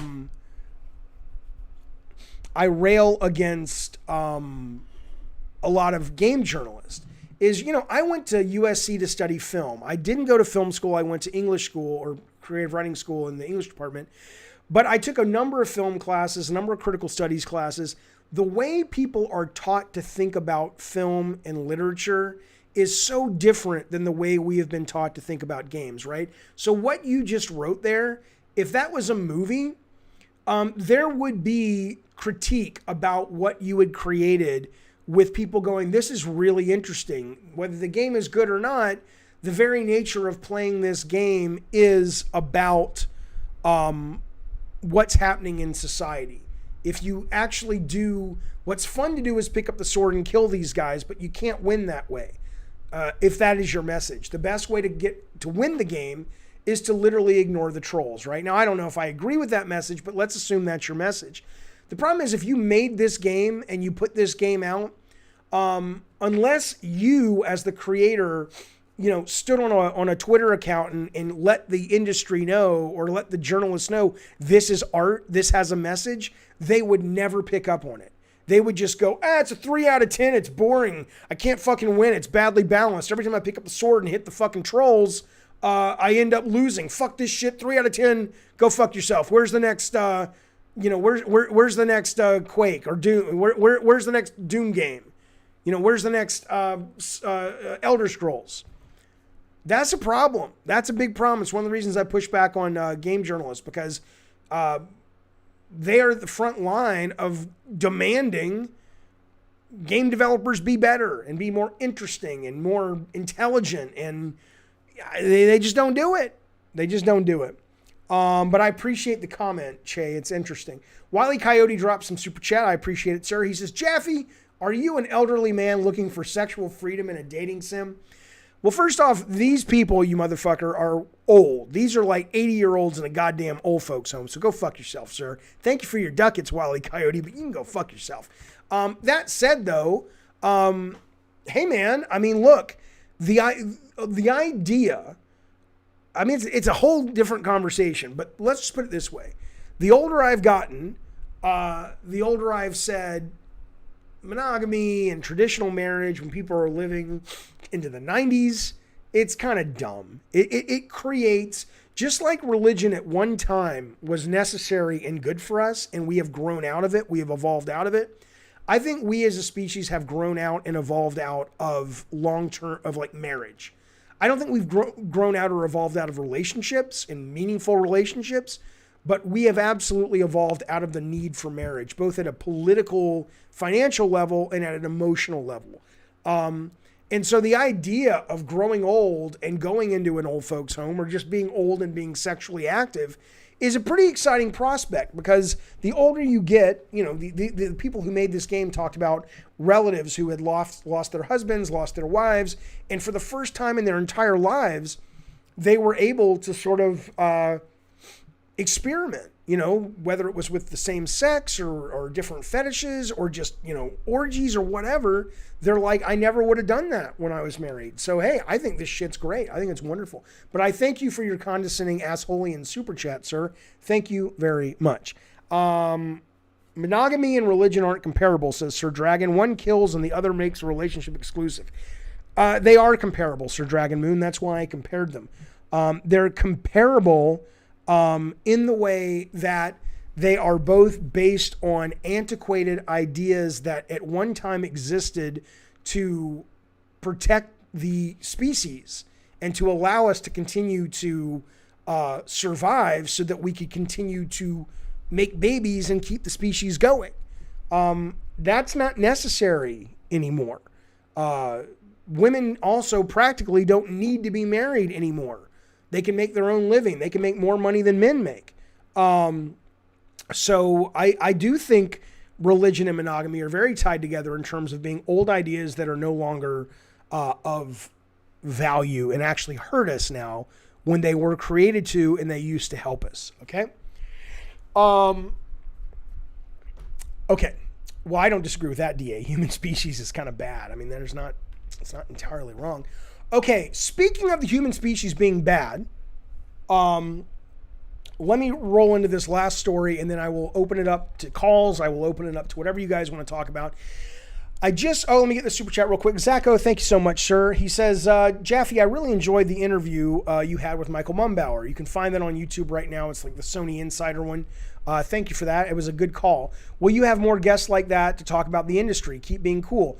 Thank you, Zacho. I appreciate that. I appreciate you saying cool. No one's ever said that before. No, that's not true, but I appreciate it. Yeah, I'm trying to line up one right now with the ex-creative director of Bend, Oregon, Sony studio, who directed Days Gone. And I haven't heard back if we're going to be able to make that happen, but I absolutely am going to be bringing on more people from time to time. It's never going to become an interview show. It's always going to be this. I mean, it'll evolve as need be, but it's never going to become every day there's a new interview, because I find shit like that boring. But when there's someone interesting that wants to come on and talk, I would love that. Yeah, so I'm trying to have more of that for sure. Okay. Last thing I want to talk about is Marvel. I thought this was interesting. This kind of gets into geek stuff. This is not so much related to video games, but hang with me. I'll be quick. I find it interesting. If you don't, we're going to open it up to whatever you want to talk about in just a moment. But basically, if you saw the assault on the American Capitol the other day, which I'm sure, how couldn't you? One of the things to come out of it that's nothing, given how horrible this was, but I did think at a geek level, this was pretty interesting.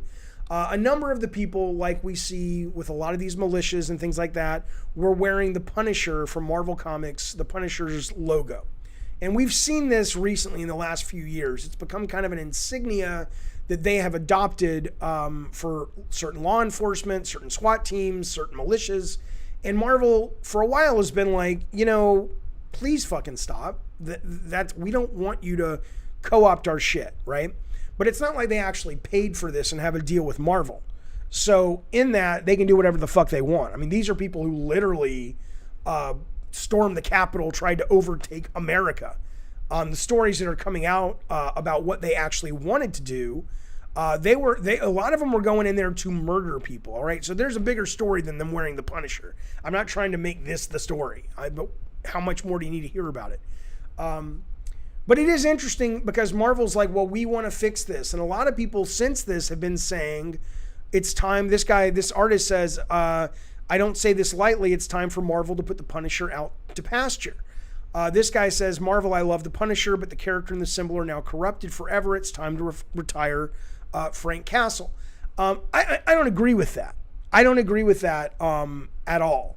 But I do think this is a problem. These are bootleg knockoff patches that you can get, that you see a lot of the military folks wearing.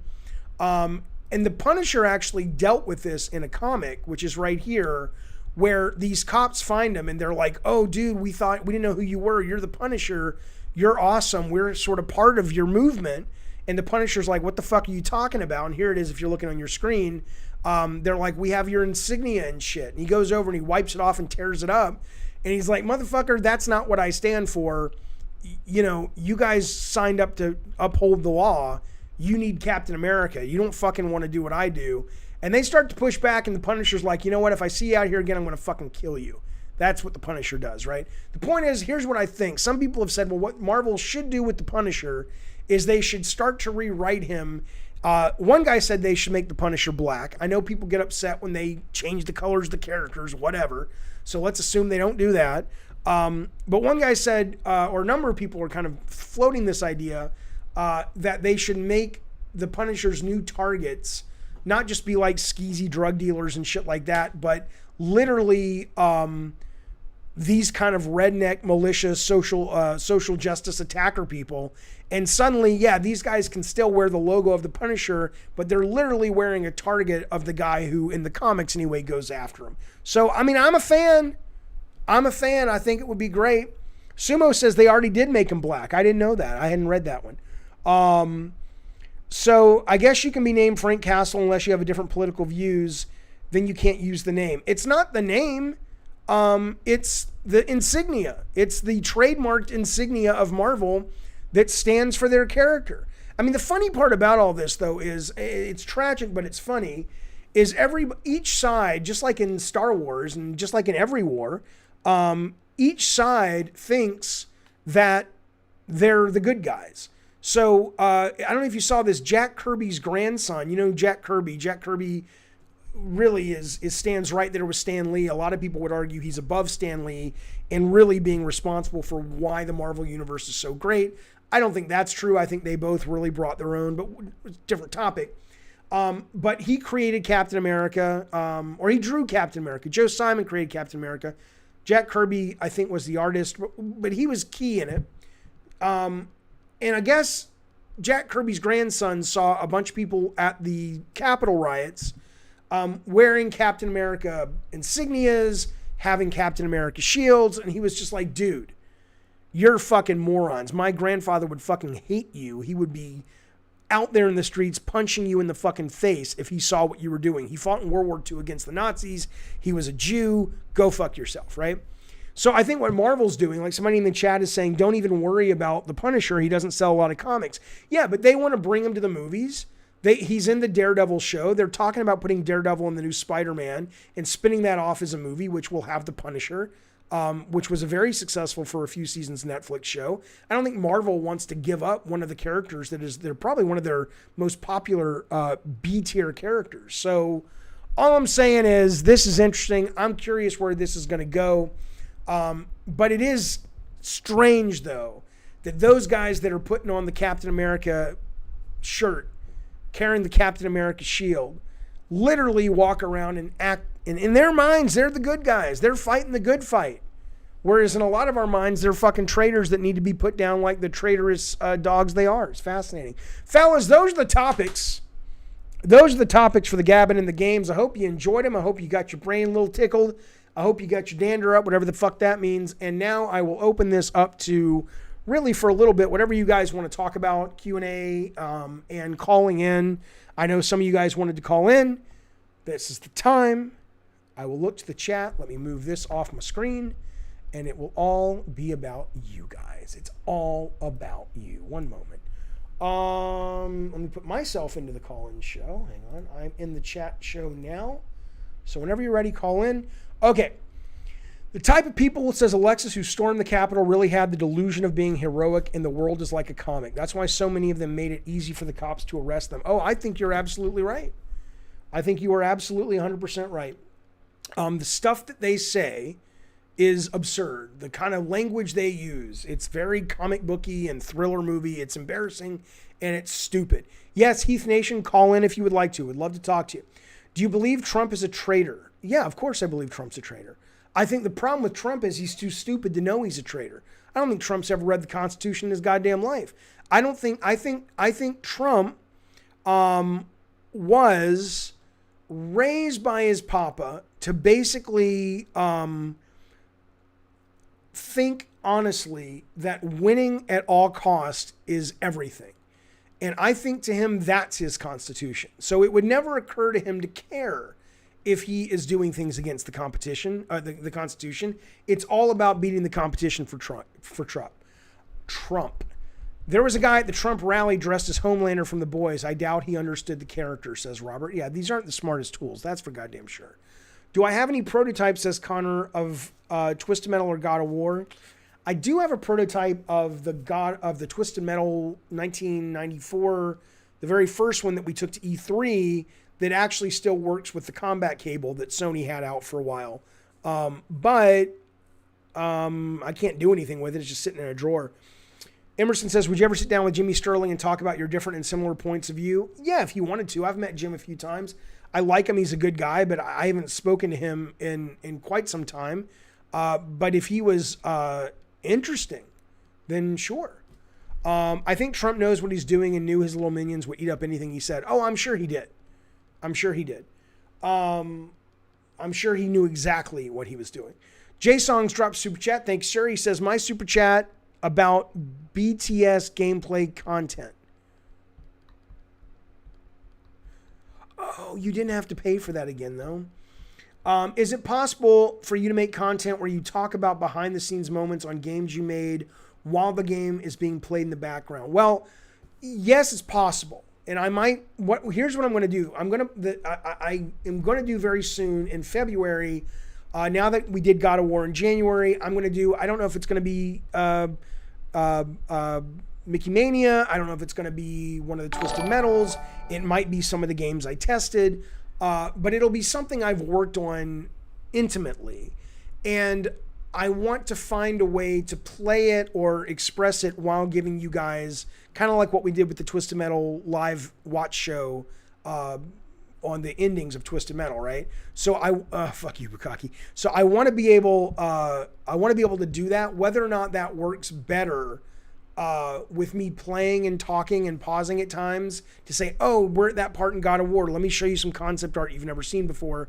Or if it's better to just play a recording of it and we pause it and we talk, I'm going to wait and kind of see what makes sense as I start to plan it out. It may make more sense not to play it, but I'm not sure. Jaffe, can you put me in contact with Shu? No, but you can get in contact with Shu. All you have to do is on Twitter. He's very vocal. He's very around. He responds to people. Cooper says Edith Finch just came out on Game Pass. It did. It's a phenomenal game. I highly recommend it. Amy Hennig, didn't Druckmann force her out, or is that fabricated? Ethan, I am not at liberty to talk about anything I might know about inside information. I mean, I could, but I won't. That's not my place. But I understand why you would be curious. I'm sorry. Bacon says, Robbie P2 is asking you serious questions. Well, I don't see his name up. There he goes. Oh, am I bisexual? No, I'm not. I have nothing against bisexuals, but no. Bukaki says I'm not at liberty. That's a yes. No, because what a yes is I know exactly what happened with the Amy situation. I know exactly what happened with the Sean Layden situation. But if you say, is it true that Sean Layden literally went to a party and pissed in everyone's drinks and said, you have to drink them or I will cancel your game? And I say, I'm not at liberty to discuss it. That's not true. That's just me going, look, I can't talk about any of that. And again, I could. It's not like Sony. I don't have a contract with Sony or anything, but I just wouldn't because it's bad form. You know, what I experienced at Sony and what my friends at Sony tell me, unless they make it clear, like Michael Mumbauer, that this is to share, that's just, why would somebody do that? Who do you think did the most for PlayStation? J-Song, thank you again for the super chat. Appreciate that, buddy. That's an impossible question. Who do you think did the most for PlayStation? There's no way to answer that. I mean, I guess you could say Kutaragi because without him, we wouldn't have PlayStation. But you could also say Andy House. You could also say, yeah, I mean, there's a million people that you know built that thing that all was built on the back of Kutaragi's vision. You could say Mark Cerny at this point. I don't think it's a fair question because there's just not a real answer for it. Let me bring it, but thank you for the super chat and thank you for the questions. Good question, but there's no answer.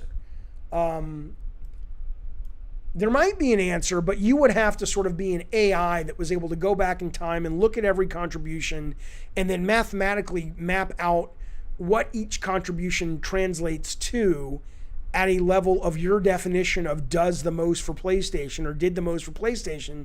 And in that, you could have your answer. But that's the only way I can imagine you getting that answer. Nash, oh, where'd Nash go? Nash, what's up? It's Jaffe. How's it going? Nash, are you there? Oh, what's yeah, up? I know I gotta do the thing to make myself sound louder. Sorry. That's up. What's up, man? All right, I should sound much better now. Yep. All right, so I gotta talk about the Punisher thing, man. Okay. I honestly think Marvel's effed in either direction because I don't think they can really do anything. Because I've thought about this multiple times. When I'm working and I'm by myself, I have whole conversations with myself. Okay. I don't know if it's about my ADD or something, but it leads me to these conclusions. I first kind of figured out why the Punisher symbol is being used in this situation, and it's kind of a long story, but it basically has to do with, because if you notice, they use a very specific Punisher skull. They use the one from the second movie, the one in which the Punisher was a police officer, okay, or an undercover cop. And that one and that specific skull design is really cool, but it inspired that American Sniper dude to actually put it on his freaking military badges, and they put that on, and they sticker that on their tanks and places that they've raided. And when that movie came out, a lot more people started to start to popularize that version of the skull even more. It leads me to go when people say, "Oh, Marvel should either retire the Punisher or try to do something different to really attack it." Honestly, either way, it's not going to matter because this is my logic going through it. Anyone who's using that Punisher skull does not read the comics. It really doesn't matter if they do a comic in which the Punisher is black or if the Punisher goes on a shooting rampage. Well, I disagree with that, only in the sense that if they make so if they put out a Punisher movie, right? And these Marvel movies do really fucking well, or a Disney Plus show or whatever. Although it probably wouldn't fit on Disney Plus, but they've just announced a new mature channel for Disney Plus. But anyway, and it's successful, and in that they remap the logo and the Punisher and make it clear that the Punisher basically goes after shitty cops and racist people and all that stuff. They may not watch the show, but it won't be very long until the zeitgeist begins to define what that means. And people will start to say, I think sooner than later, they will become uncomfortable. I think Marvel can absolutely reclaim their symbol. I don't think that's beyond possible. What I do find ironic, though, is that the very people that are tasked with upholding the law are breaking trademark law by going around and wearing insignia that their police officers have not paid for and gotten permission from Marvel to use. But that aside, I do think that they, yeah, exactly. Peapod said it's like the OK symbol now becoming known as a racist gesture. Even though people say, that's not what it is. It's like, I know, but that's what it's become. Whether you like it or not, that's what it's become. And it didn't take that long for that OK symbol to take on a new meaning. I think that can happen with this as well, if the show or the movie is good. Here's the thing. Here's why I don't fully agree with you here, because they basically did that twice. In the Punisher first season and Daredevil second season was some of the most popular of the Marvel television shows that they put out there next to like that Luke Cage one. And the thing is, the Punisher in that second season, I think, is one of the most perfect representation that you can do, because he's a bad guy. He did a shootout at a hospital with innocent people in the way. He made sure like you had scenes in which he was threatening to murder innocent lives, and he was still incredibly popular. In fact, he became even more popular than that Daredevil show. Well, I didn't see the second season. I watched the first season. In the second season, did he ever actually kill innocents, or was it more like a threat? My guess is they did not let him kill innocent people. Oh, they didn't let him kill innocent, but he did multiple times. Like, was prepared to like murder a old man until he said he was a veteran, and I'm like, that's weird, Punisher. And you're supposed to go like, Punisher, that's weird. Yeah, I mean, there's no way to know. My gut is, if the story is strong enough and it enters into the culture, it could absolutely change what the symbology means. But you may be right. There's no way to know. The real question is, what is Marvel going to do about it? I think this is a great character. I think the idea, going to Charles Bronson or going to anyone who basically takes the law into their own hands because they've had it with the legal system not being able to do their job, I think that is always going to be a popular archetype. I think the Punisher represents that better than most in that archetype, and I would hate to see Marvel, as some people are suggesting, put this out to pasture because some people have sullied the value of the insignia. So there you go. Nash, I appreciate the call. All right, wait, before I go, I want to say something. Yeah, go. Before I go, I want to say something. Yeah. All right, Jaffe, people of the chat, during this whole conversation that we were having, I was pooping. I could smell. It's horrible. Horrible. Thank God I don't have the smell version. You're an asshole. Yeah, there you go. Dave Carter says make him gay. That would work too. I mean, but you'd have to kind of get it out into the zeitgeist. Hello, Saltiest Gaming. Good to see you as always. Yeah, Robert agrees. He says, make the Punisher gay and watch how unpopular the logo becomes. Well, somebody did that in this article. Somebody actually took the Punisher logo and drew it with like the rainbow. Let me see if I can find it. It was in one of these I was looking at. Yeah, they also took the Civil War logo. God, it's just crazy. I'm not sure where it is, but someone has actually already sort of LGBTified the Punisher's logo. So, yeah, that was a hell of a quiet poop, good sir.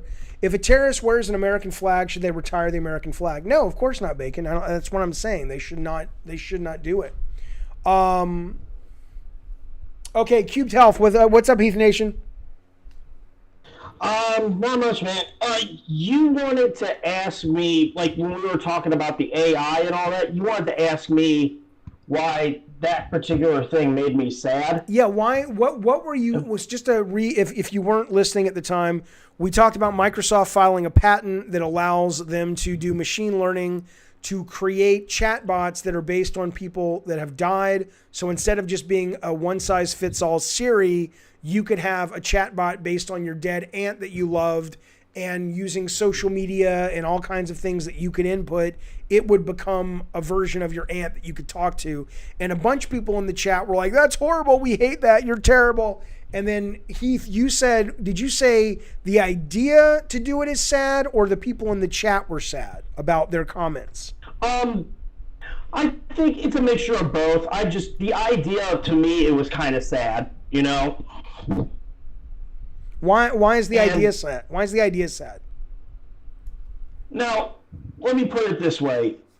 It would be great if my parents passed on. It would be interesting to have an AI that has modeled them after them. Absolutely, 100%. Not going to disagree with that. But at the same time, I have to ask, why would I be grasping straws from my past when I could literally be carrying on their legacy through my actions in the future, you know? Why does it have to be one or the other? You know, to quote the meme, why not both? Why can't you? Let's put it this way: absolutely, you should take the parts of people who have passed on that you love, and use those good parts if you want to in your own life to carry on their work, their views, if they fit your own agenda and personality. But you also go home at times and you miss them, and you look at pictures or you talk to them. I don't know about you or if you have anyone in your life who has died, but you know, I talk to my mom and my dad when I'm cleaning the house or I'm alone or I'm in my car. I don't really think they can hear me, but I don't fucking know, and it brings me comfort. I look at pictures from time to time of my parents who have passed on or my grandmother who's passed on, and it brings me comfort.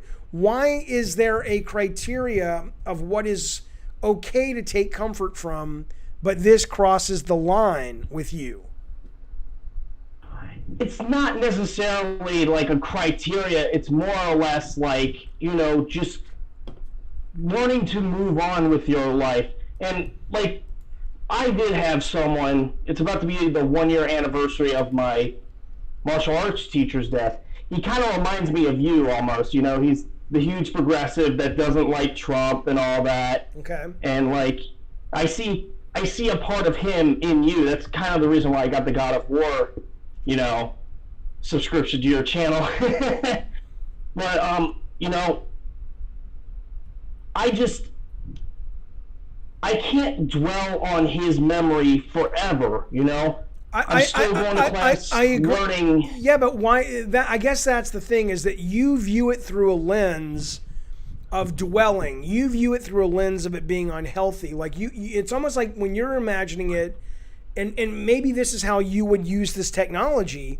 Maybe you're imagining it like you would sit in your home and you would never get over your dead parents, or you would never get over your martial arts teacher. And I don't really think of it that way. It's more like I'm, you know, thinking about my dad on Father's Day, or I'm sitting around the house and I'm, you know, I just had a breakup, or I'm feeling lonely, or I lost a job, or I got a job. And I'm just like, oh, hey, I'll mention it to my Siri version of my dad. And in his voice, you know, we would have a little conversation with the machine learning, and he would say the stuff that he would used to say when I would do cool things or when I would struggle. But I think you're right. But I think that's anything. That's alcohol. That's any vice that you use that most people are able to use in a healthy way to escape and sort of deal with challenges and celebratory events. All of that can be abused. You can absolutely abuse this, but you can abuse almost anything that is used for comfort and escape. Gotcha. And and here's the thing, I know many people in the chat were saying, oh, well, just, it's not the same thing as the person. I'm like, it's not the fact that it's an AI. I think it's just the concept and the context of the fact that it's an AI is what I think would drive certain people that had a certain, like, special grasp, like, special connection to these people. I think it would make them more depressed. Yeah, you know what I mean? Yeah, sure. If you have a proclivity to that, and like Joe in the chat is saying, there are 5 stages of grief, and the technology might not help someone accept the death of a loved one by keeping them around. Yeah, I mean, again, I think you absolutely have to make sure that you are healthy, but that enough to use this technology. But that's the internet. If you're someone who tends to sort of go down rabbit holes or addicted to porn or something like that, you could also kind of get lost. So I think that's a general thing. But I hear you. I'm going to put something up on the screen. I want Joe to see this. I'm not going to show you the whole thing. You may have already seen this, but this was amazing, and it kind of speaks to what Joe is saying. Hang on. This was in Japan. Yeah, South Korea. I'm not going to share the whole thing. It's only 2 minutes, but I just remind you of it. This is if you're looking at your screen. But I mean, it's interesting. It is sad. It's absolutely sad. And also, it kind of goes back to when a long time ago when you were doing the Ace Combat walkthrough. Though in the Gabbin part, you were showing off the 9/11 VR. The person that was doing the 9/11 VR. I'm kind of getting vibes of that. You know. Yeah. You gotta really know what you're doing. No, you have to be in a good headspace. Okay, I appreciate the call, Cubed, as always. Thanks for all the support. I'll talk to you soon, man. Be safe. All right, man. I'll see you, man. All right, you too. Good old Heath Nation. All right. Salty says I couldn't do that. Yeah, I mean, if it was a fresh wound, like Joe says, like you haven't gotten over it yet, I wouldn't do it either. But if somebody were to say, "Hey, Jaffe, we've remade," I'm over my dad dying. I'll always miss him. I'll always miss my grandmother, my mom dying. I miss them. But I don't cry about it all that often. Every now and then I'll see something and I'll get happy cry. But if somebody were to say, "Hey, put this headset on," you can walk. My dad loved the outdoors. He loved the woods. And he's like, you could walk around the woods with a 3D version of your dad that sounds like your dad, that has a lot of AI built around his personality. I'd go, oh, that's awesome. That would be a lot of fun. But I absolutely would not want to do it. I absolutely would not want to do it if it was a fresh wound. That would be terrible. That would be terrible. It's a good point. Scott makes few good points, but tonight he says this could be useful in one specific application. If someone dies suddenly and you didn't get to say goodbye, you get closure. That's absolutely true. All right, we got a new fella in the chat. Thanks for calling. This is, it's Legends. What's up, Legends? How's it going? Oh, Legend. Hello? What's up, man? Yeah, I just want to know, why is everybody focusing on the negative? The positive thing is, like, it can be used for your ancestors. It can be passed down through generations, and your son or daughter can learn about their heritage or anything like that. If you had a dad that passed away that used to inspire you or have good quotes, you can look back and then he can motivate you to do good things and all of that. You're like, oh yeah, I remember dad saying that and all of that. Absolutely. And that face recognition. Are you looking at your TV screen or your monitor or whatever the fuck? This guy on the screen, this is exactly what you're talking about. That's Rob the Mod. That's not, look at old Rob the Mod not wearing any drawers. What are you doing up there, Rob? This guy on your screen, I think my hotkeys broken. Hang on a second. This is a Holocaust survivor who has died, and it's exactly what you're talking about. This guy. What happens when the last? This guy has basically been put in this 3D bubble, and they've filmed him, and they've asked him thousands of questions. And now kids and students of the Holocaust or history can go to this auditorium. They can actually bring this guy around to schools now, and you can talk to this guy. Imagine they do that now with every president that's still alive. And you, in 100 years, school kids can be able to sit and have a fucking, virtual conversation with, George Bush or with Obama. I mean, how amazing would that be? So I'm with you, man. People focus on the negative and they kind of refuse to look at the amazing part. Let me see if I can show you the tech for this, where you actually see you've kind of seen it before when they make video games where they kind of put you in these bubbles. Here it is. This is a woman who's still alive that was in the Holocaust, and this is how elaborate this setup is to make the hologram. This is at USC. Everybody loved it. Everybody loved Tupac and what's the name? Coachella. I don't know if they loved it. I mean, people thought it was kind of creepy, but this is a little different though. This is done like you were suggesting for more historical. But it's cool. All right, Legends, I appreciate the call, buddy. Sure. Talk soon. Good old Legends. Always good when he calls. Listen, Nawdog, did you pick up Little Nightmares for free on Xbox? Well, I didn't, because I already have it.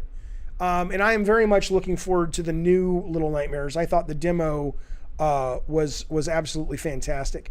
Okay, hang on. Let me get back to this. I would hope my great grandkid will get to hear from Trump, says Bacon. Oh my God. He'll be, trust me. Andrea says, I worked in one of these 3D domes when I was working in the defense industry. What did you guys do with it? What kind of stuff did you make with it? It's cool though. I'm a fan of this stuff. How do we know they won't censor Trump's AI? Well, we don't. Just like if you go to the Hall of Presidents at Disneyland, if they were still open because of COVID, they're not going to have him up there going, grab him by the pussy. They're going to have him saying his most, believe it or not, maybe he said some of this shit, his most presidential. Again, Peapod says, this sounds like a way to rewrite history.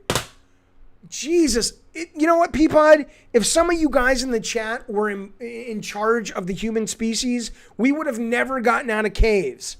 It would have been like, well, yeah, you could go outside and hunt for food, but you may get killed. Okay, you got food, you can eat it, but it might have some bacteria in there. Okay, the food's okay. You could put your penis in that vagina there, but I don't know. What if there's like a monster in there and it bites your penis off?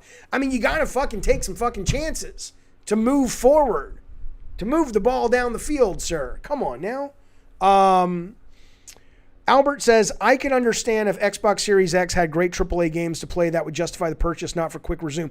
Are you talking to me, good Albert? Hello, Albert. Are you talking to me about my video I made about the Xbox Series X? That's what you've come to say. Oh, I'm smoking my wee pipe and thinking about all the ladies who are coming over tonight to do a jig upon my nether regions. If you would like to talk about my Xbox video, we can talk about that. I'm very much into the Xbox Series X. I play it more than any other console right now. I've got myself a Switch. I've got myself a PlayStation 5. And instead, what I do all day long is I play my Xbox Series X. Jaffe, change it to gamer chat bot to make it easier to understand. Yeah. Irish Jaffe can't hurt you, says Ethan. He's not real. Yes, because no Irish would ever be named Jaffe. It would be like, hello, I'm McJaffe. My mother was a Jew. My father was a leprechaun. We had a pot of gold and we invested it well. We are the Jewish Irish McJaffes. I think the Xbox Series X and Xbox Game Pass is the way to go if you have a PS5. Yeah, it depends. The only reason I got a PS5 is because I know that there will be games down the line that will take advantage of more of the power, even though they'll run on an S, and I had one available. Frankly, somebody called me, a friend of mine said, hey, I got an X that I can get these guys to sell you. Do you want it? And I was like, shit, really? And if it would have been an S, I would have taken that, but I'm glad I got the X. Nawdog, are you fucking with me? That's great. Are you serious? Hades is going to be free on Game Pass in March? That's fantastic. That's fantastic. Jaffe, you mentioned a couple of streams ago you have 3 businesses. No, I've run 3 businesses. I don't have them anymore. I had Eat, Sleep, Play. I had Bartlett Jones. Oh, and now this is officially a business. I have it, legal and all that stuff. So I would love one day to turn this into an actual, financially lucrative stream like some people have done. But no, it's officially a real business because I have to pay taxes and stuff like that. But no, the businesses I was talking about on that conversation were Eat, Sleep, Play, and Bartlett Jones. Heath Nation drops a super chat. He says, Jaffe, old man turns into Conor McGregor gone wild. I appreciate it, sir. I appreciate it, sir. How much did they pay for it to be on Game Pass? I don't know. I have no idea. Every deal is different. Every deal is different. Just like every deal to be on PS Plus is different. And Saad says the Bethesda games will be timed exclusives. That's what makes most sense for them business wise. I honestly don't think that you can say that. I think because, and we've talked about this ad nauseum, but I do think, look, man, think about this. I think they have to make it, and it might have been PR speak, but I think it's correct regardless. I think they make it on a case by case basis, right? So think about this. If they have an amazing game, like let's say they see the new Doom and they're like, holy shit, man, this is fucking absolutely crazy. This is amazing. Well, at that point, they can look at the landscape and they can say, are we more interested right now in the money we can make on that across multiple platforms? Or if we put this on Game Pass only, we're going to drive subscriptions in a major way. Or if we put it on Game Pass and we put it on other platforms, we're going to also make Xbox look better because people will walk into stores or go online and go, what do you mean I can get this for free along with 300 other fucking games? Are you kidding me? So I think it totally is going to depend on what that game cost, how that game is being received internally, and what they need at any given moment for the company in terms of where they need to kind of buttress up aspects of their business model. But I think it's very cool. Have I heard of the game Total Distortion? I want to say I have, but I don't know what it is. Albert, you may be right. Xbox consoles will stop being made in less than 5 years, and Xbox will focus on just streaming. You may be right. I certainly think all game consoles are going the way of the dodo. Not video games, but I think it will eventually all be streaming, except like MLG stuff where you have latency issues, which will be played over PCs.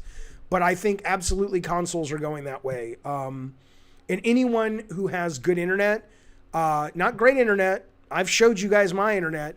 It's good. It ain't as good as some of you guys have. It's a phenomenal experience. It's an amazing experience to the point that I'm not even aware that I'm streaming once I get over the fact that it's so cool that I'm streaming.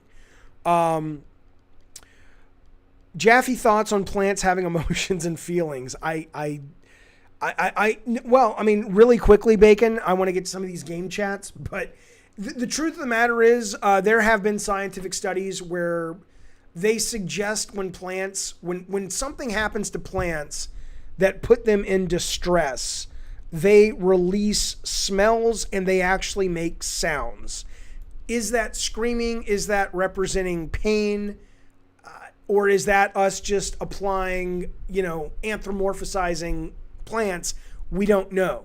But what I will say though, in fact, do you know the reason people love the smell of fresh cut grass so much in the summertime is because that is the smell that the grass releases when it's in distress. And that's what we love. We love that smell of their tears, basically, right? So, but what I will tell you is I have more and more, I every year I'm certainly an atheist when it comes to traditional God, but more and more I become an atheist in general. Because when you think about it, life on Earth can only exist if we snuff out other life forms. That is barbaric. So if there's a God and God created us, think about that for a goddamn minute. It's like, well, you want to survive? Not a problem. Take the life of the plant. Take the life of the animal. Fuck off, man. What a horrible, horrible game design. So no. SOCOM remake reboot. I've talked about it before, Seth. I'll get to that super chat in a second, Zach. I made a video of it. You can go look it up on this here channel right that you're on. I think it's a bad idea. I know there's a hardcore SOCOM fan base, which is why I think it's a bad idea. That fan base is semi-splintered on what makes a really great SOCOM. And as somebody who has made a sequel after a number of years with a passionate fan base, which is Twisted Metal, and Twisted Metal fans have different things they like and different things they don't like, and there's a couple of different fan groups of them, you can only, unless you just thread that needle perfectly, you can only disappoint and frustrate. I know Guerrilla is making, or the rumor is they're making a tactical first-person shooter. Some people have speculated it's SOCOM. I hope it's not SOCOM, because if it's not SOCOM and it's brand new, they're able to go to the table and say, this is, it's a stupid title, this is Bank Heist. And Bank Heist is what we say it is. And then you're either going to like it or you're not going to like it, but you're not going to dismiss it and go online and create a PR nightmare because, oh, wait a minute, your hip fire no longer has the 3+% increase if you're playing a ranger who's done 4 missions and all that shit. You're not going to do it. So I think it's a terrible business decision, is what I would say. Even though I know there's love for that franchise, but it can only lead to bad shit. Why did I leave Sony, Zach? I made a video on that as well. You can look it up on this here channel. The high concept of it, honestly, was I had been there for a very long time. I saw a lot of my friends making a lot of money by having their own companies and selling them. Sony was willing to make games with me as my own company. It seemed like it was the next step. And I wanted to make a lot of money because I lived in Santa Monica and I had a nice townhouse in Santa Monica. But to give you an idea, my townhouse, and I'm not like throwing figures, like I don't tell people the cost of things, but this is a while ago. We moved into our townhouse in Santa Monica, a townhouse, right? Great neighborhood. I mean, we saw, celebrities. Spielberg walked by our place not all the time, a couple times.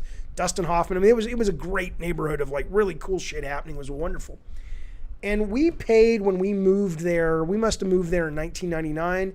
We paid $400,000 for a townhouse. And when we moved, we got $1.2 million for the townhouse, right? So that's a townhouse, okay?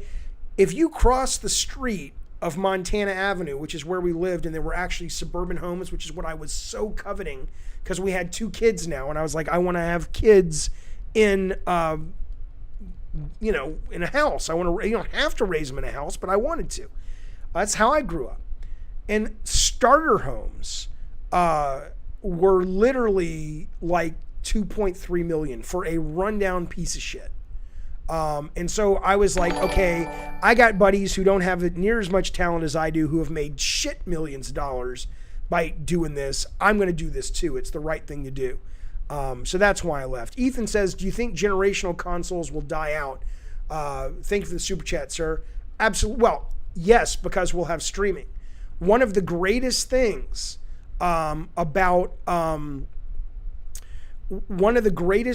about streaming is when Cyberpunk came out. Now I know that Cyberpunk on Stadia is not currently running the highest end version, but that is, and I don't know why, by the way, but that is the promise. The promise is that you can get Cyberpunk, for example. You don't have to upgrade. You don't have to get a new PC. You don't have to worry about installs. It just fucking absolutely works, right? PCs are upgraded all the time. So once we have streaming, the idea of a generational shift, you'll just start playing games, and some of them will look really great because they're brand new on the highest end, and some of them will look indie, and some of them will be games that you played 5 years ago and you don't even really think about it. It's like when you go to Steam now, I don't think about generations on Steam. I just play games that happen to be there. It doesn't occur to me. I mean, I can tell a game is older than a new game. But yeah, I think that's going away. Peapod, I have advice for you. I'm going to give you the same advice I gave to Rathy. Okay? Here's the advice. Hogwash is a rare bird. He manages to be a dick, but kind of a lovable dick. He's kind of like someone you feel sorry for, but he can still get away with being kind of a schmuck. Rathy couldn't do it and had to cool his jets, and he became a valuable member of the community. He's been a huge help to me in making the stream better, making the stream more successful. You can't do what Hogwash does. And I have noticed lately your attitude has become more abrasive, more aggressive, ruder. And I think you're playing for laughs, and I think you're playing for like fun, lighthearted troll. I'm just giving you a tip. It's not working for you. You were better before you did that. Now you're doing this. It's not a good look, sir. Seth says, drop super chat. I appreciate it, sir. He says, appreciate the response about SOCOM. It makes lots of sense. I love the streams and videos. Thank you very much. We'll have to go check out the SOCOM one. Yes, please do. Because there were a number of people that reached out to me in the comments that run like SOCOM podcast and stuff. And I was really grateful for their perspective, because some people immediately got their dander up and were like, how dare you? SOCOM's going to be great, blah, blah, blah. And one of these guys who runs like a really big SOCOM podcast was like, no, Jaffe's right. I can tell you right now, we have 3 versions of people who come to my podcast that are all considered hardcore SOCOM fans, and they all want totally different things in an updated SOCOM.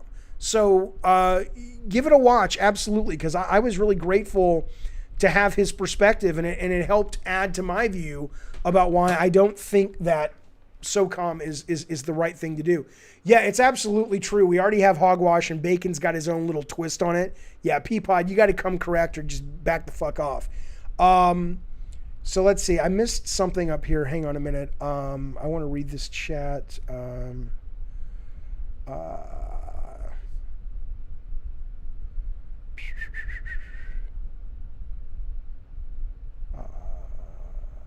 Shit, I'm sorry. I can't find it. Yeah, the data caps are... I don't have data caps. Thank you so much, G-Strow. Love the stream last night. I appreciate it, buddy. They released a roadmap for Cyberpunk, says Eddie T. Hope they're able to improve the console version. I mean, yeah, I saw that video everybody else did, where the guy stands up there, the CEO or whoever he was, and he's like... People have said it looks like a hostage video. I mean, you know, it's true. I don't think, you know, all they can do at this point is just shut up and go to work. It worked for Hello Games. Hello Games released a game, if you guys remember back in the day, that, it's not that long ago, was the fucking, what was it called? No Man's Sky? And it was so hyped and it disappointed so many people. And they went on to really turn it around to the point that the fans bought him a billboard or rented out a billboard across from Hello Games business to say thank you for sticking with it. So I think they can turn it around, but they just need to go away for a while and just start working. And I'm not saying they're not doing that, but just get out of the spotlight for a while now. Do your updates, do your patches, do your DLC, and just stop talking.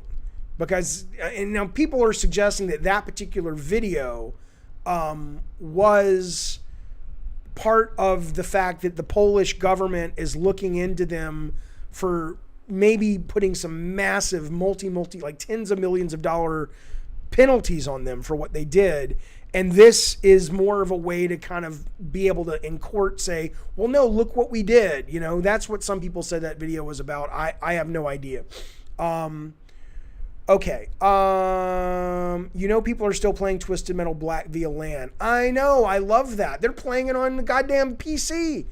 I saw people doing goddamn Twisted Metal 1 on a fucking PC multiplayer. I've never seen that in my goddamn life. I want to do that, man. Why do you want a better, cheaper, easier version to play games? I love my box and corporation, and they love me too. Oh, yeah, exactly. Yeah, right. Some people would think that, sir. Some people actually think that. Dorian Minoz drops super chat. Thank you, sir. I appreciate it. He says, Jaffe, you're awesome. I know. It's amazing to be awesome, sir. He says, you're my favorite streamer by far. Thank you very much. I appreciate that. It's very kind of you. I love streaming. I love you're here. I love you like the show. Thank you very much, good sir Dorian. Deus, the D-Man. The DM drops super chat. I appreciate it, buddy. He says, where'd it go? I just saw it. There it is. If you thought an original script demo for Twisted Metal had potential, would you consider reaching out to Sony? Would you ever work on someone else's idea? Sure. But you know, you're asking if somebody came to me and said, I have an idea, or I have not an idea, I wouldn't listen to an idea. But if somebody through the proper channels sent me a script for Twisted Metal and said, can you send this to Sony? I probably wouldn't look at it, but I would probably I would tell them how to get in touch with Sony through proper channels. But if it was a friend of mine and they were pitching it to me and I was like, oh my God, that sounds cool. And that sounds even cooler than the TV show they're making, which I know what it is, which is cool. It's all in the execution, but it's a cool idea.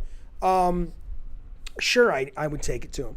But would I work on someone else's twisted idea? I think it depends, Deus, on the context. Like, what does that actually mean? Turper Finn, I would love to have a civil discussion with you about cloud gaming. Well, you're welcome to call in. Anybody who's watching is welcome to call in anytime you want. Do I still want Demon Hunsu to play Kratos? Probably not now. Well, maybe. Actually, maybe, because I was going to say he's too old. When we thought about Demon Hunsu originally, it was because Kratos and him were roughly the same age. But if they make a movie off Corey's version, then I think it works. Yeah, I think he would be phenomenal, especially if he could bulk up more. Hello, Jackstar. Good to see you, buddy. Why don't Lucasfilm Games give Sony the rights for an exclusive game series? Oh, you got a Supergirl icon. You're my best friend. I love Melissa Benoist. She's my girlfriend. Zadkiel, I mean, they don't give anything. Sony would have to pay big bucks for it. I can't fathom they haven't had conversations like they did with Spider-Man, but I'm not sure. Do you remember the interview, says Albert, with Olivia Munn when they needed an iPad to take a pic of you? I remember the interview with Olivia Munn. I don't remember the iPad part, no. I like how you say my last name like my nose. Munoz. I don't fucking know. M-U-N-O-Z. Munoz. I don't know. I don't fucking know. What are the over-under of you doing WandaVision reviews? It depends on the show. I will watch it, Icon, and if I like it, I'll talk about it. I don't think the world necessarily needs a review from me unless I'm shit crazy over the moon for it. But I will definitely talk about it regardless. I'll watch it and see if I dig it. Hello, Logan. Yeah, people have always brought up the beef with Olivia Munn and thinks her and I have an issue. I mean, I don't know her. I met her that time, and I met her once when I was doing a Calling All Cars thing at G4 with Kevin Pierre, and she was pretty standoffish at that point. But she was fine. I had no issues with her at all. I thought she was great. We were doing a bit. We were like fucking around because we were both like, oh my God, I'm so tired of these boring interviews. Not just my interviews, but just all day long. I was like, tell me about your game. And we're like, let's just fuck with each other. So that's what that was. Jay Songs drops super chat. Thanks, sir, as always. I appreciate it. He says, Jaffe, Quentin Tarantino and Jack Black working together. What a dream. Would you make a cartoon or a comic book? Wait a minute. Oh, no. You're saying me and Quentin and Jack Black working together. What would we make? I mean, the problem with me and Quentin Tarantino working together is we do the same job. He is miles, he's light years more talented and successful than I am. But that said, though, we do the same job. So the idea of like co-piloting a story seems a little weird to me. Like, what would he need me for?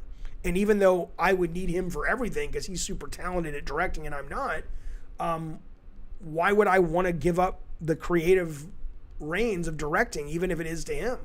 Unless there was money associated and it's like, oh, I'm getting 50% of the gross. Fuck it, Quentin, I'll go home. Do it all.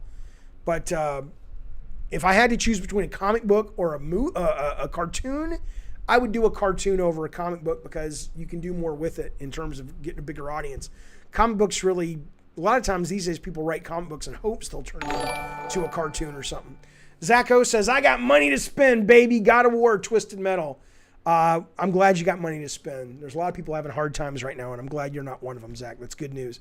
You know, they're just different. It's really funny, Zachariah. I will tell you that before I had kids, I was one of these people that absolutely bought in. Shut up, Bacon Magnet.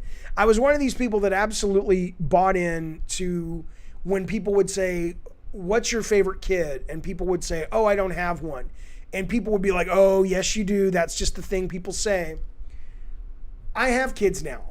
I absolutely do not have a favorite kid. They are so different.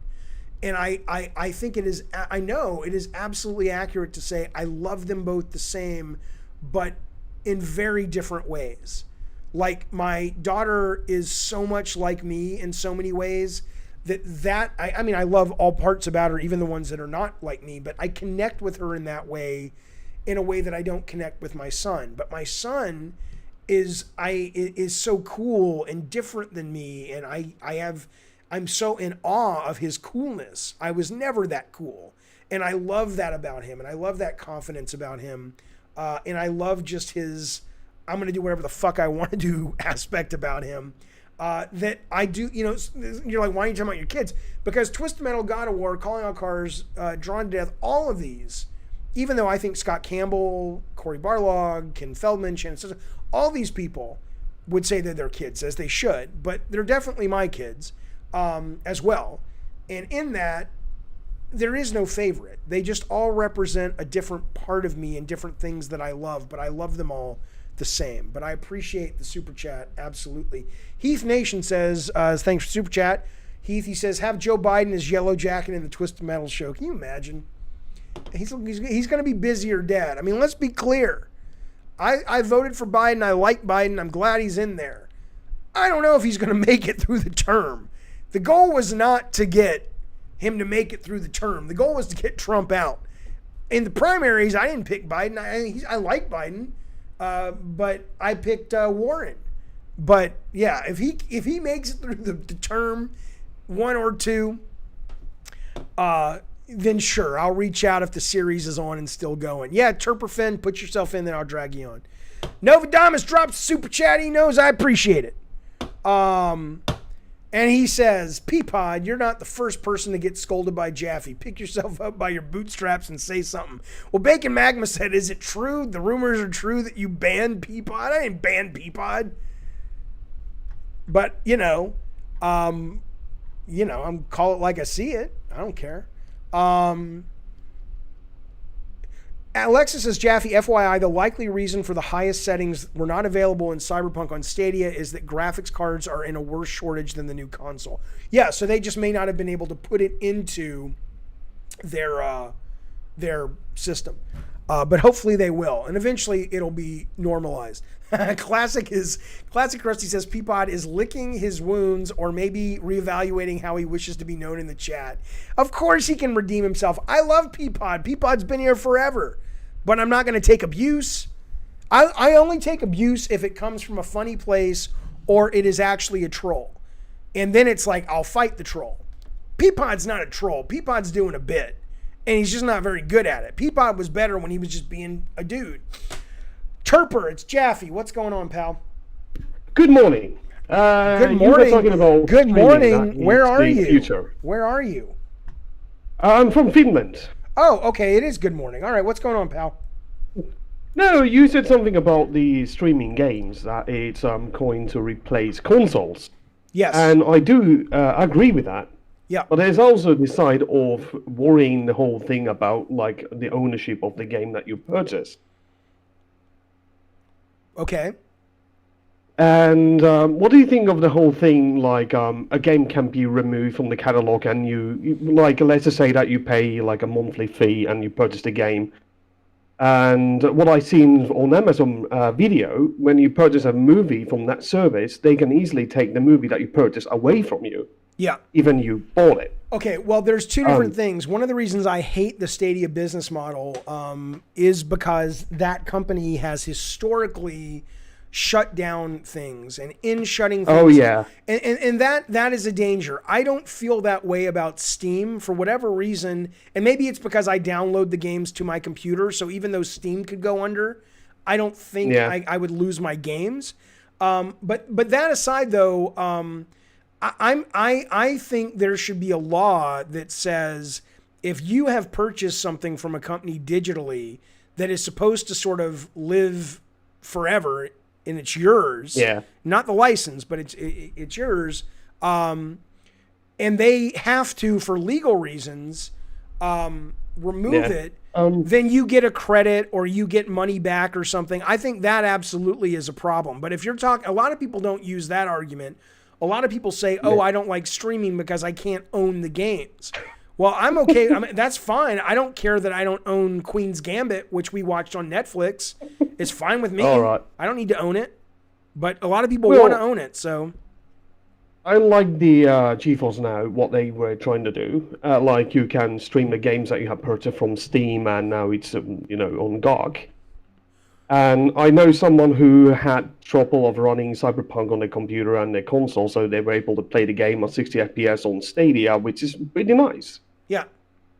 Yeah, that's what I did on Stadia. That's how I played it. Yeah, I played on PC with cheats, of course. I didn't really like the gameplay that much. Right. I enjoyed it for what I played, but I didn't spend too much time with it for some reason. Yeah, it is a glitchy mess. They need to fix that thing. But yeah, that's pretty much the whole topic that, I always talk about, like, I've been screwed over on, digital games due to DRM, like Sekiro, and, is it on the new one, Denuvo? Which game? Which game? Final Fantasy VII, the original Square Enix release. I run out of activations on that. Wait, you bought it, but you ran out of activations on it? How does that Yes. work? Well, I ran out of 5 activations. Reinstalling PC and upgrading my computer. Oh, you're saying you put it on up to 5 different services or 5 different pieces of hardware, and then you ran out of... And I had to rebuy the game from Steam to be able to play the game, so it's kind of a mess. I mean, that's bull. I mean, again, there are things that they need to improve. Like, I know on Apple, for example, you can only have things up on 5 computers, but you can say, okay, I'm going to take them off these 3 and put them on these 3 new ones. But yeah, if you're saying, I put them on this computer I bought 2 years ago, and now I want to move the license from that computer to another, and they don't let you, that's horseshit. I mean, there's definitely basically improvements needed. Go ahead. No, like I had to contact Securom, and then they asked me to contact Square Enix support to be revoked the license so I can reinstall it. Like contacting 2 different things to be able to, play the game. Yeah. I mean, yeah, there's problems for sure, but I don't think that's those are just problems to get sorted out in the customer service satisfaction. I don't think that gets in the way of the value that we get from streaming. I mean, a lot of gamers don't like streaming, but I can tell you I've been around long enough. I don't know how old you are, but it wasn't that long ago where we heard gamers going, I will never do digital games. I only want physical games. There's no way. And now the majority of games that are sold every year are sold digitally. And now we're hearing the same thing about streaming. I will never stream. I will never do a sub-service. The minute that happens, I hear it. I mean, I hear it all the time. The minute that happens is the day I leave gaming. It's like, no, it's not. You have a problem adjusting to change, but you did it once with digital games. You'll do it again here. It's just the way it goes. On the console, I buy like physical games due to, I bought tons of PS1 games on the PSN, and now I cannot play those on the PS5. Yeah, which is kind of that's shit. That will never be a problem again on consoles, and obviously when consoles go away, that will never be a problem again. Do you buy stuff on Steam? You said.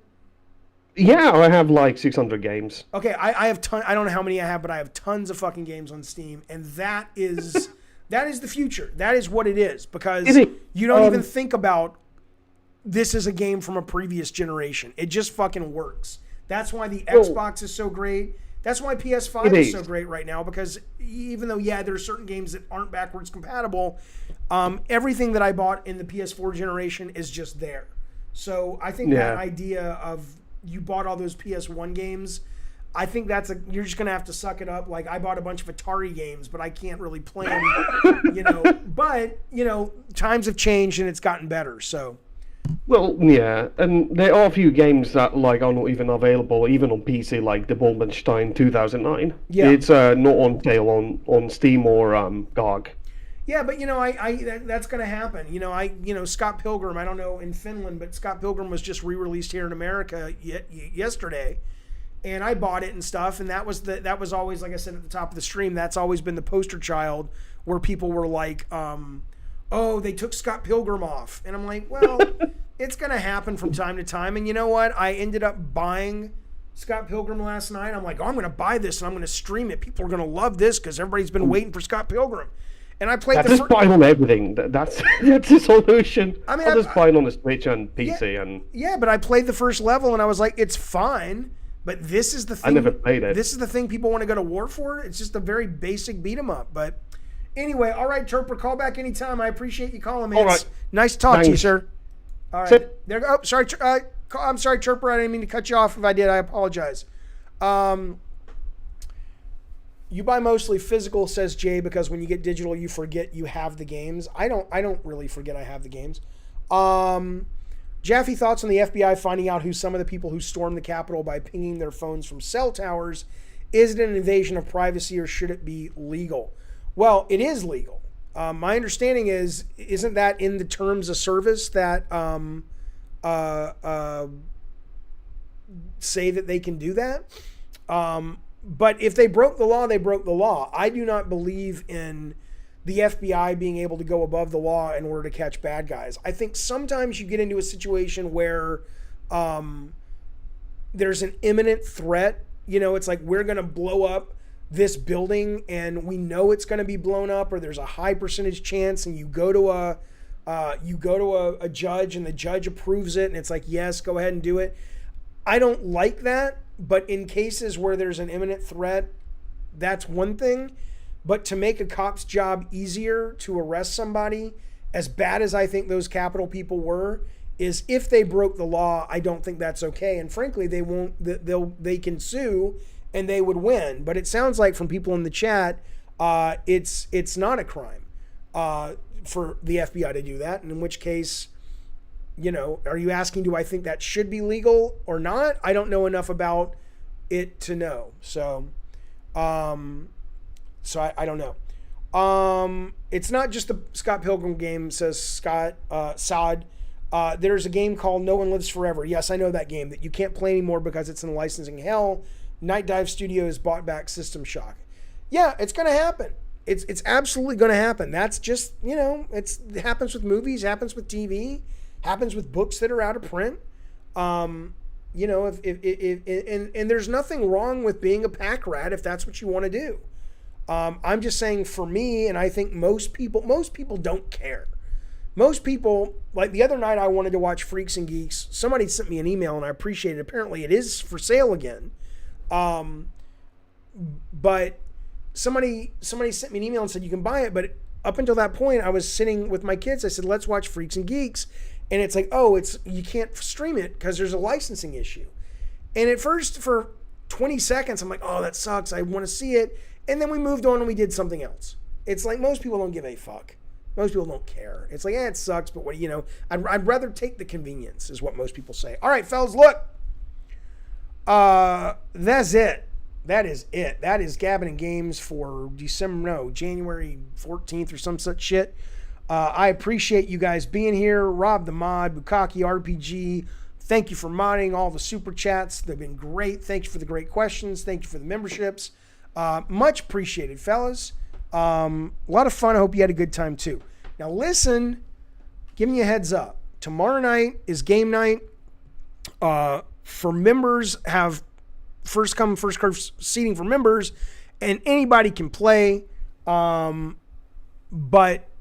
members get primary seating. But we're going to be playing a little bit of Warzone, and then not a lot, like a little bit. The problem with Warzone is it's really hard to get into games in Warzone. It takes a long time to get people in the same team. It's a nightmare. But we're going to play a little bit of that. Most of what we're playing is Wreckfest. And so if you have Wreckfest, get it, or install it. If you don't have Wreckfest, buy it if you want to. It's only $20. It's phenomenal. It's not crossplay, so you got to get on PS4 or PS5. We're going to be playing that mostly. There probably will or won't be a stream tomorrow because of it. I might make some videos instead and work on some of the membership stuff. I apologize. I didn't do credits today. I will do credits in the next proper stream. I'm still working on the big credits for the God of War tier members. I'm still waiting to hear from Twisted if your truck came, because if not, I have a brand new one I want to send you. And then this weekend we're doing a movie night. We're doing a double feature. I think we're going to watch The Evil Dead for members and then something else over on Prime, but I'll drop all that information pretty soon. Fellas, that's it. I'm done. I'm tired. I'm exhausted. I hope you had a good time. I will see you guys very soon. Be safe.